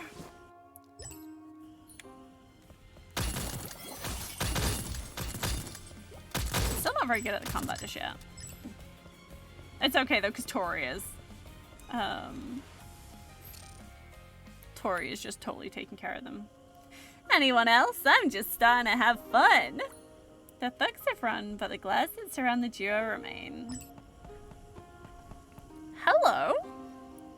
Megapine XP and Scrap. Hello, Kite Truck. How are you doing? Thank you for the hydrate. What a rare sight. Hyenas coming to Seahays Street. The young man moves his hand from the pommel of his sheath blade, straightens his cuffs, and greets the duo. He is handsome and tall, with shoulder-length blonde hair and deep, stoic amber eyes. Throw in a confident smile and you have a stunning piece of work from the gods. He is a masterpiece of the gods. Even better if you throw in a confident smile. You're in charge here? I'm Robert, the number 2 of this place. I must regretfully inform you that you must go. We don't want your kind here. I'm here for your boss to get lost. I need to talk to Kiji, tell him that I'm here to deal with the trouble.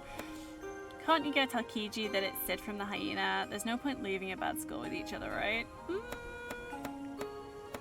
So this is one that's going to increase my traits. Should we go for... Maybe I should just go for the brains again. Let's do it. Let's go for brains. I'm not here for gang business. I need to talk to Kiji. Tell him that I'm here to deal with the trouble. Why should I trust you? Robert hinges his hip, lowers his core and rests his hands on the pommel of his sheath blade, readying himself for a quick draw. Sid is not exactly a martial artist, but he could sense that Robert is a serious threat. Let's get them, everyone. Wait, you reckon we are just bluffs, I guess? You saw how good she was, right?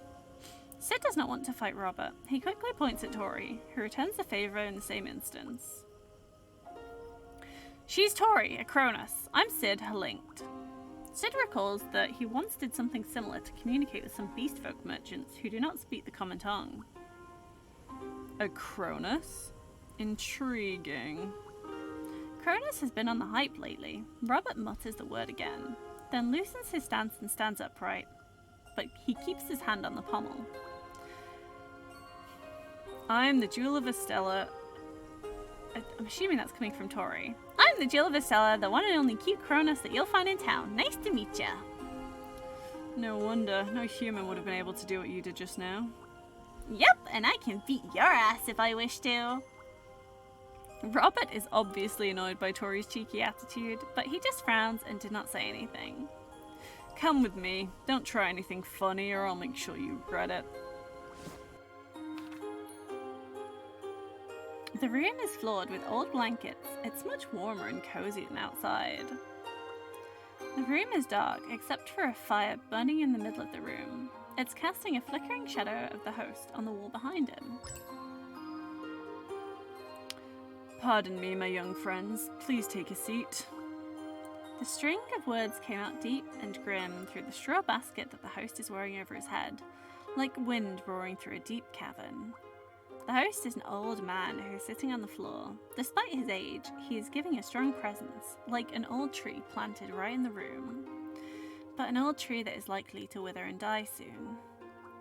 The flow of air, the flow of time, both seem to be coming to a crawl around the old man. Sid cannot help but take a breath at what he sees. He finally gets why people say someone is slipping away when they're about to die. He can sense the old man's powerful presence, but he can also sense that whatever that is supporting it slipping away, until it finally crumbles. Whoa, I thought it was a mannequin! Tori, that's terrible!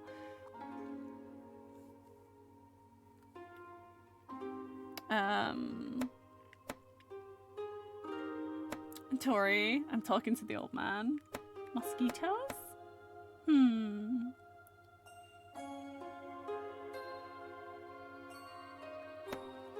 Mosquitoes? No. It's fine. The old man raises a hand to put Robert at ease, causing the coat draped over his shoulders to drop to one side. Sid finally adapts to the dim light. he finds that the room is not in the local style. After a couple more looks, he finds that it's done in the beast folk style from the east. What brings you to this shambles I call a home, my friends? Oh yeah, you can see that his hands, they're like little paws on his staff. Mr. Kiji, me and my friend here, we're going after a criminal that might have escaped into the sewers. Can you give us the permission to go in and catch him? I don't own the place, it's just that I have people living down there. There's no such thing as permission or whatsoever, but you guys won't make it out alive down there. I'll be frank, I can't wait till it's safe down there. So how about we take care of what's down there for you too? It seems that you've come prepared. I shall not stop you then. Thank you, and good luck. It went much easier than Sid had expected, so there was no need for the persuasion that he had prepared. I'll be up front. We're good. There is no reaction from Kiji. To be fair, it's hard to judge with that straw basket on his head. Kiji is just sitting right there, but Sid finds that he is just unable to get any openings, literally or figuratively. Yep, Sid and I are invincible together. But you'll first have to get the keys from the smugglers down there. Also, please pass this note on to those who are still down there. I'll arrange for the elevator to be fixed. Okay, just leave it to us. A letter from Kiji telling those who remained behind to leave the sewers.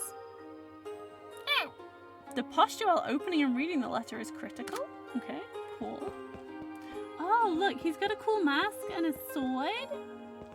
And like, are these fabrics? Are these different fabrics? Respect your teacher.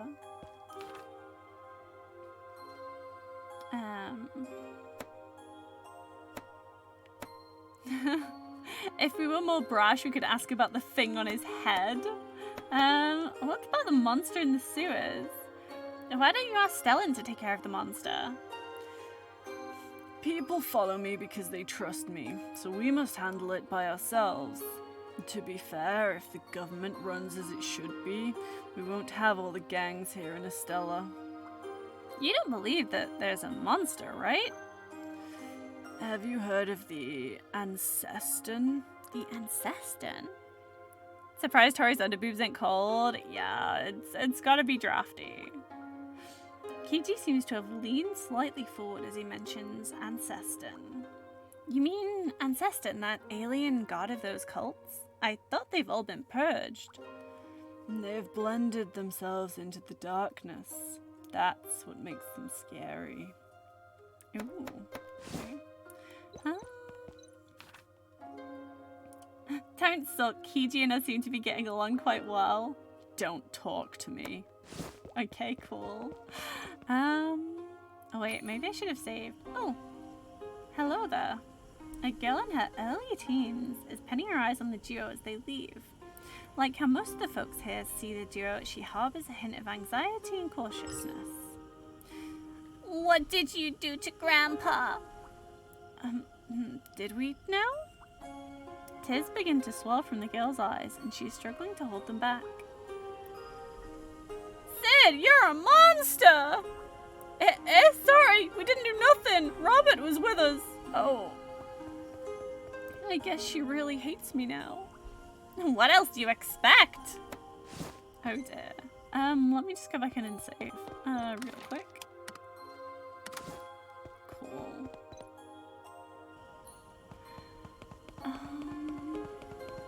Is this a shop? Impoverished home?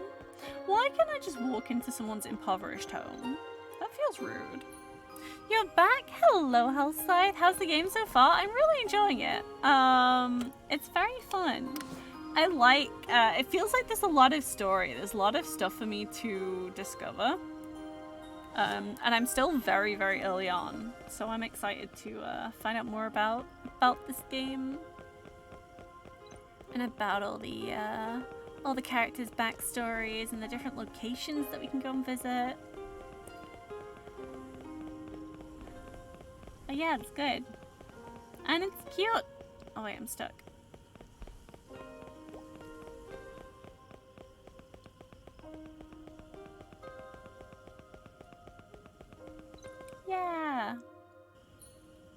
Get immersed? Yeah, it's good. Oh, hey, the bard's here. We need to find his stuff. Is there anyone in here? No. No? No side mission here.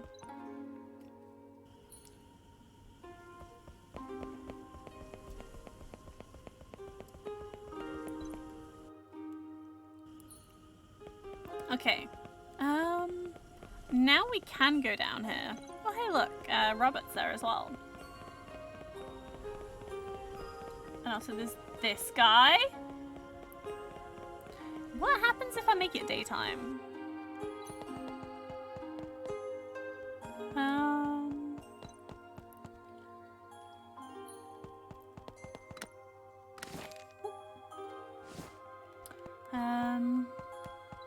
So our bed, we can like make it daytime.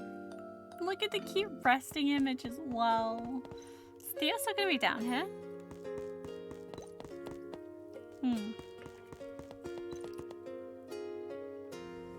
And I'm assuming, yeah, the creepy hooded figure isn't here at the moment. Okay, cool.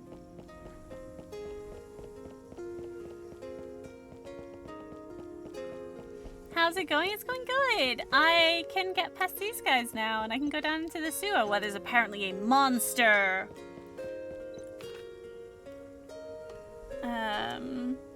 Kiji said yes, so let me in. I could have spent money, but I chose to go and speak to Kiji.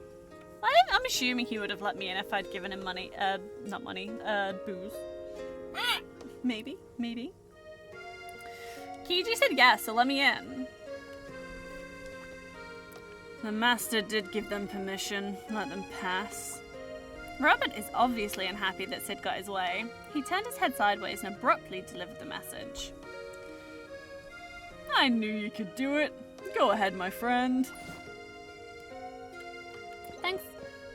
Respect your teacher. I don't think we're close enough to have real conversations. Oh, you have something for me? Hey, 1 minute.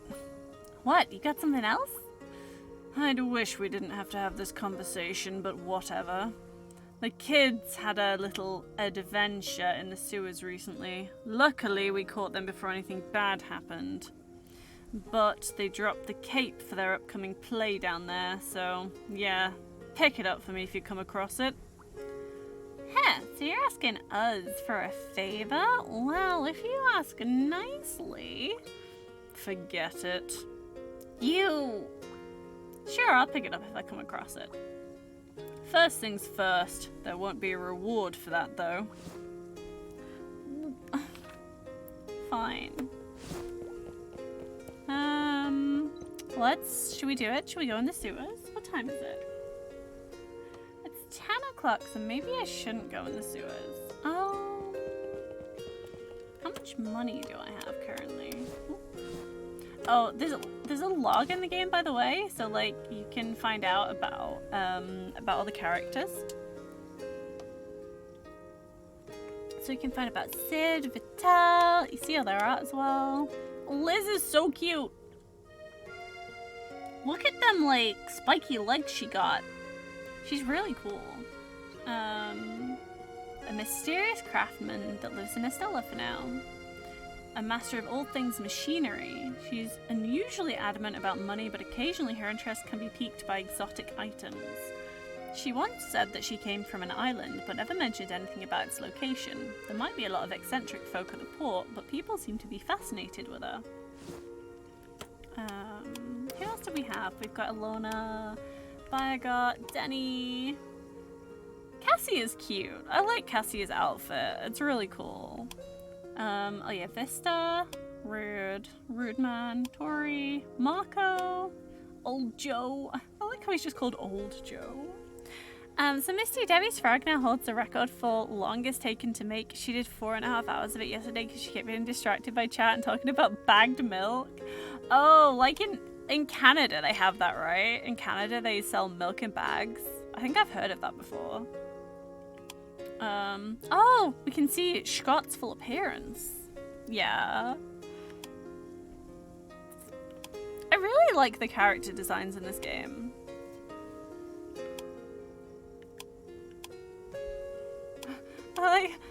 Even Dean and Hans have one. That's nice.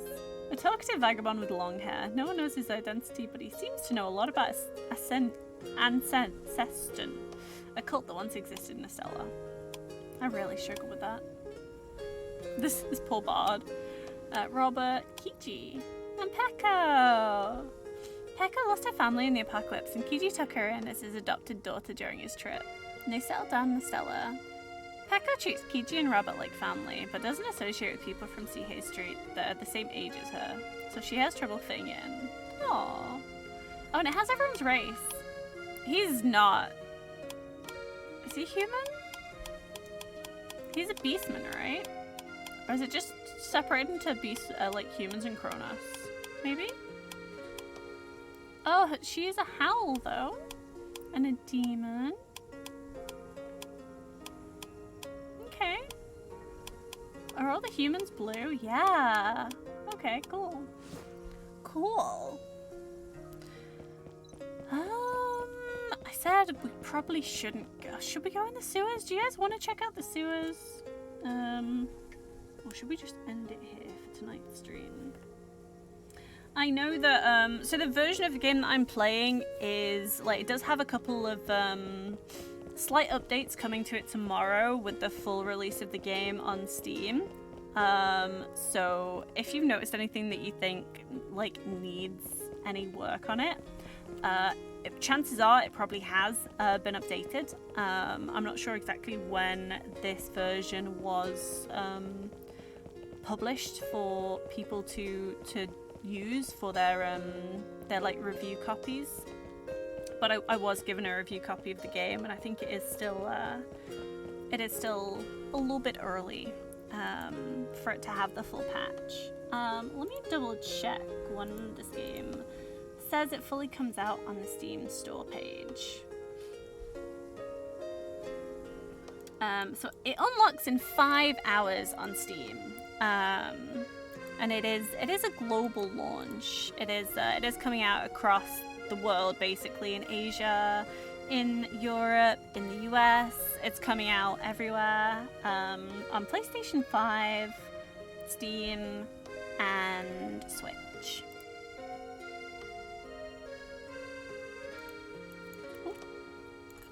Once again, because my controller is down, it's typing a bunch of stuff. But yeah, I'm really enjoying this game. How have you guys found it so far? What do you guys think of the game? It feels really nice and chill, right? I'm really enjoying the music. I think the music is super, super nice.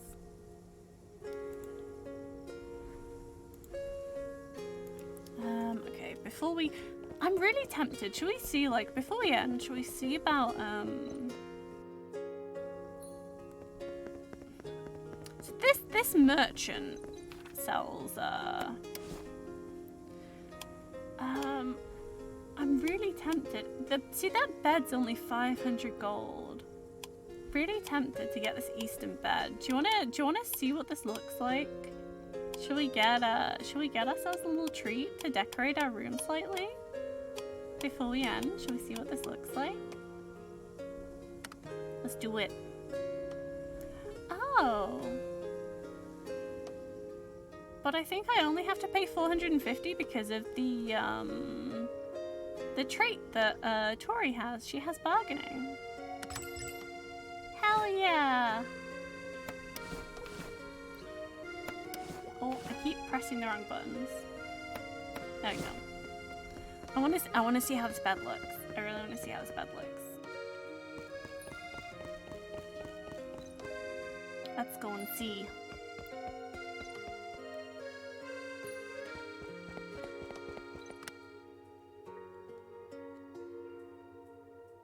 It does change both of them.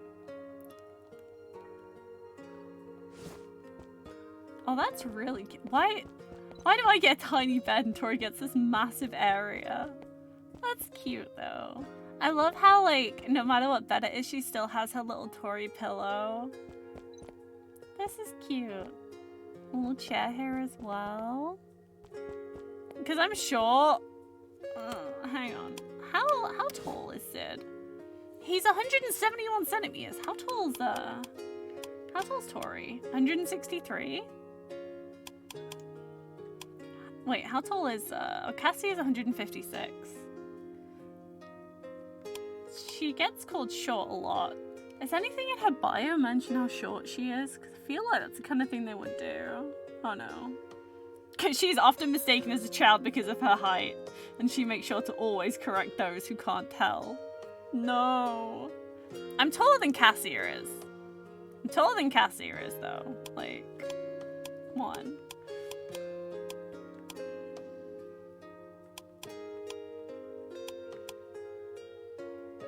I do like the characters in this game, though. I'm enjoying this a lot. I'm not sure when I'm going to get a chance to play this some more. I might try and sneak a couple of streams in here and there, where I can. Keltish, you're short too. Aren't you just like ridiculously tall, Z? Aren't you like... Are you one of the people that's 6'4" or something? Frickin' tall people, man. You tall people, you. Yeah, let's... I think I just saved, but let's just resave. And let's end it. I'm gonna be responsible. I'm gonna be good. It's a weeknight, so I do wanna take care of myself. Get some good sleeps in for work. So, what I might do is, should we pop over here a second?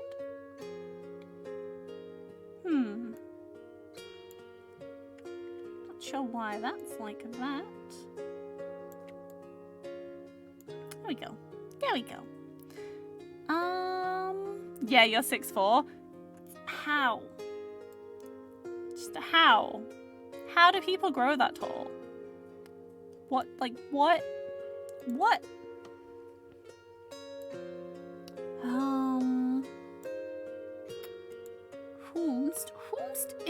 Who's streaming today? Who's live? I kind of want to find another like chill RPG stream. Jeans and bigger skeleton. Too much radiation. Oh. Digimon Story, Lost Evolution? I don't know which one that is. Oh, Mioni's doing some Octopath. Octopath's fairly, like, chill, right?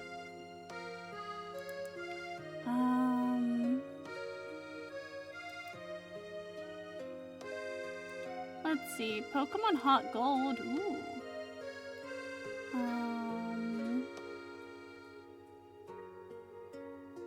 Welcome to today's new forecast. I'm Chibi Werewolf Misty, and next to me is Final Form Misty. Today's news forecast? What news are we forecasting? What are we forecasting?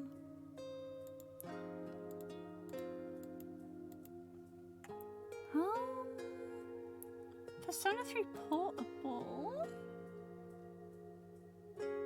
Saint's playing GTA? GTA? Fair enough. Let's see, what else are we are forecasting how cute you and Impossibles aka Ace are. Aww. Forecasting these nuts. Oh dear lord. A giant's blood runs through us. It really does. Friggin' tall people. Let's see. Dungeon Alchemist. Map building game.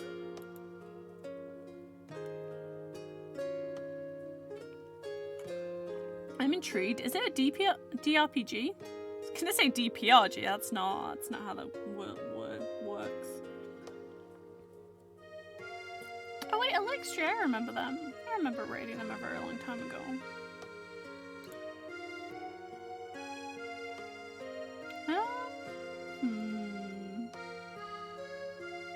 Dark Souls Remastered isn't really chill vibes.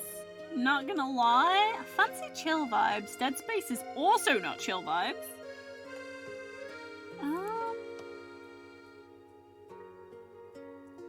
Wild Hearts? Isn't that the Monster Hunter-like game that's coming out? I feel like it is. Oh my god, what is with these ads? Ads bombarding me. What about Fire Emblem Engage? Could do, yeah. Fire Emblem is fine by me. Who is it that you have that's playing Fire Emblem?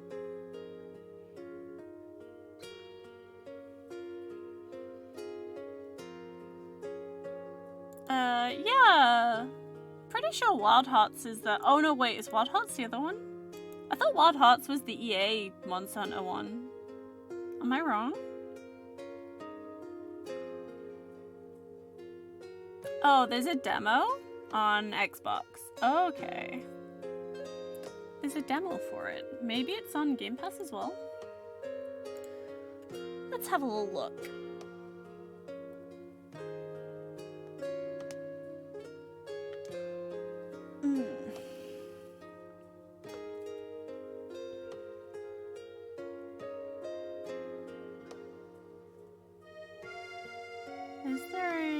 Is there Wild Hearts, maybe?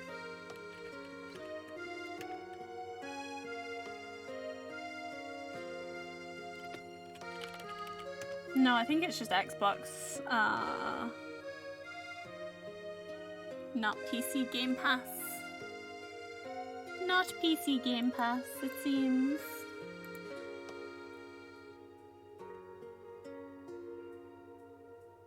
That reminds me, I have, I'm so excited to play Hi-Fi Rush when I eventually get around to it.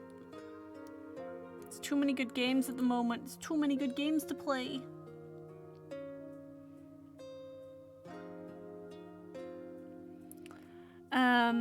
Gonna go check it out? No worries, no worries. Yeah, it's a Monster Hunter Rival. Who is your friend, Hellscythe, that's playing, Fire Emblem? Although I'm kinda tempted to go in and raid this Wild Hearts to check it out. I suppose it's not really chill. Not really a chill RPG. Shiny Shiny Shinx? That's a cute name. Let's have a look at Shiny Shiny Shinx. This music's kind of putting me to sleep. It's really relaxing. It's really good.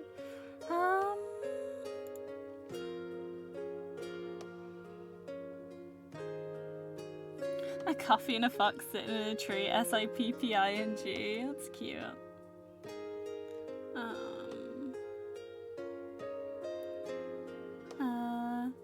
Sushi-loving, hopeless romantic fox out here in the world looking for my soul family. Aww.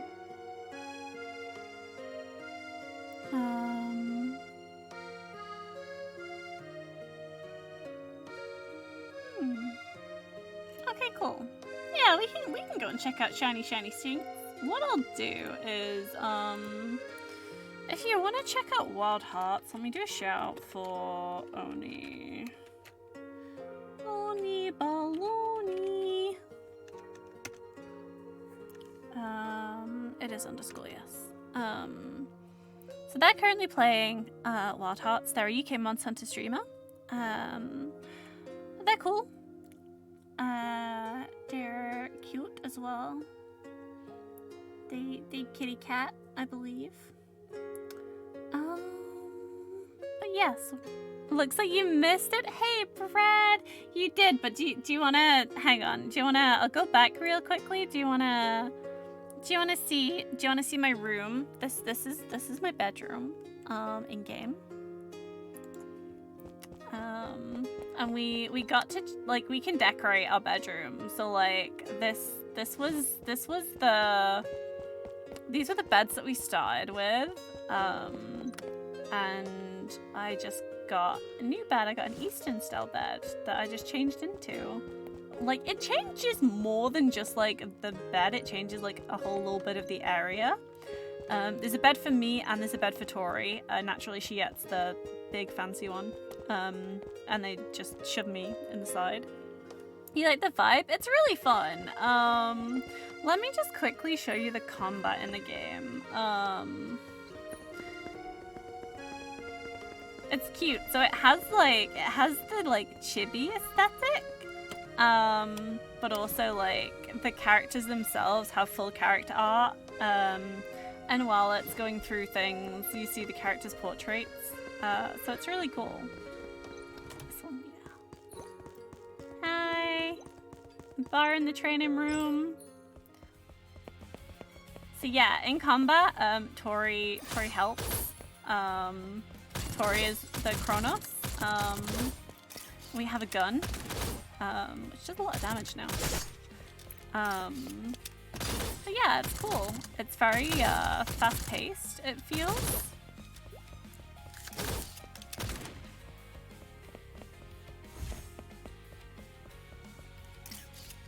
But yeah, this is the little training room.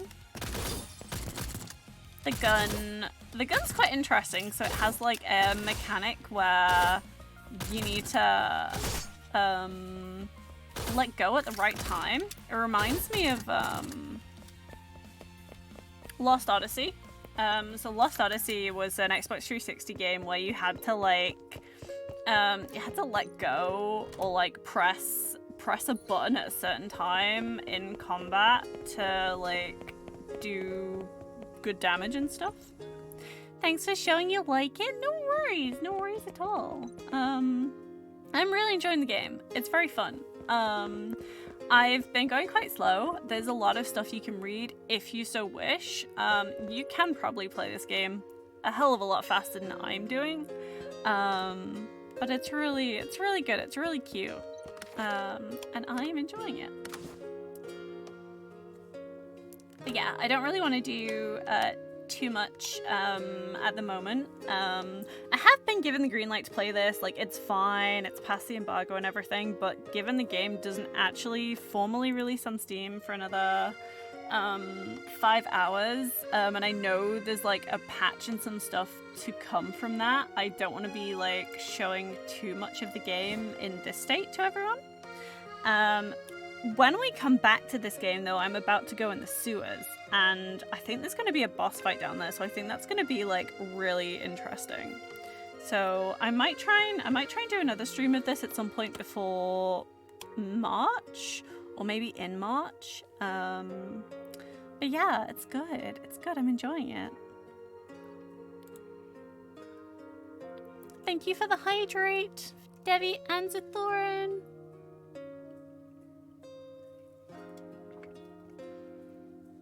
Did I decide? Oh, I said I was going to go on Raid Shiny Shinx at the suggestion of Hellscythe. Let's just double check. Spot.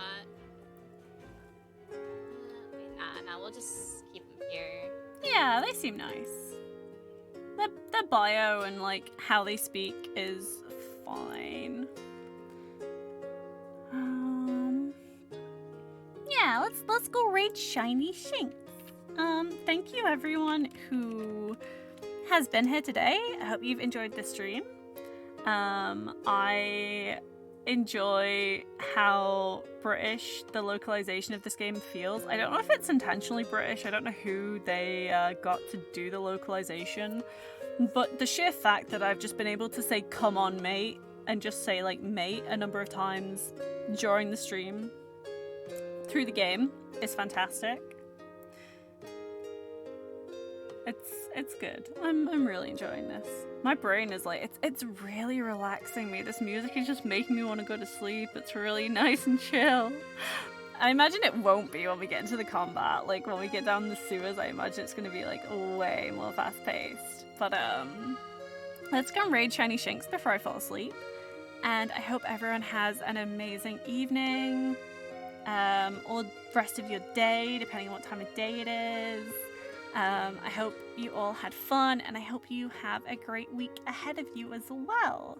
There was talk that I might be streaming tomorrow, but I don't think I will be streaming tomorrow after all. I think I'm just gonna, me and Debbie are just gonna chill tomorrow, rather than play Blanc, but we will play that at some point in the future. We are both looking forward to the game, so it should be good. You'll go to sleep one time before midnight. I've done it a couple of times. It always feels wrong when I go to bed before midnight, but I have done it a couple of times. We had a raid from Gerbo today, so don't forget to check out Gerbo. Gerbo is amazing. What I'm gonna do is I'm gonna start the raid. I'm gonna do a shout out for Gerbo. So anyone who didn't follow Gerbo before, what are you doing? Go and follow Gerbo now. Plus, Gerbo is awesome. We love Gerbo.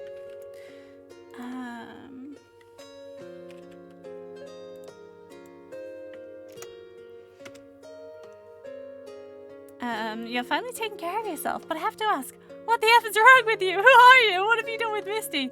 It's a work night. I've got to be responsible. I've got to be good on a work night. Well, I've got to be vaguely sensible on a work night. This, in case the raid leaves you behind, this is the channel that we're about to go and raid. This is Shiny Shinks. Hellside suggested them. They seem lovely. They're playing Fire Emblem Engage. So, if that's your kind of thing, come on over. And yeah, like I said, I hope you have an amazing week. And thank you so much for dropping by today's stream. I definitely do want to play some more of this game. It seems really fun. It seems really cute. So I'm looking forward to playing some more. I want to see what monsters down in the sewers. But I just know that, like, if I keep playing it, it'll be like 1 AM before I know it, and I'll be like, oh no, I should have gone to bed. But yes, now you're taking care of that again? Yes, absolutely. Have a great week, people. See you on Friday. Bye-bye.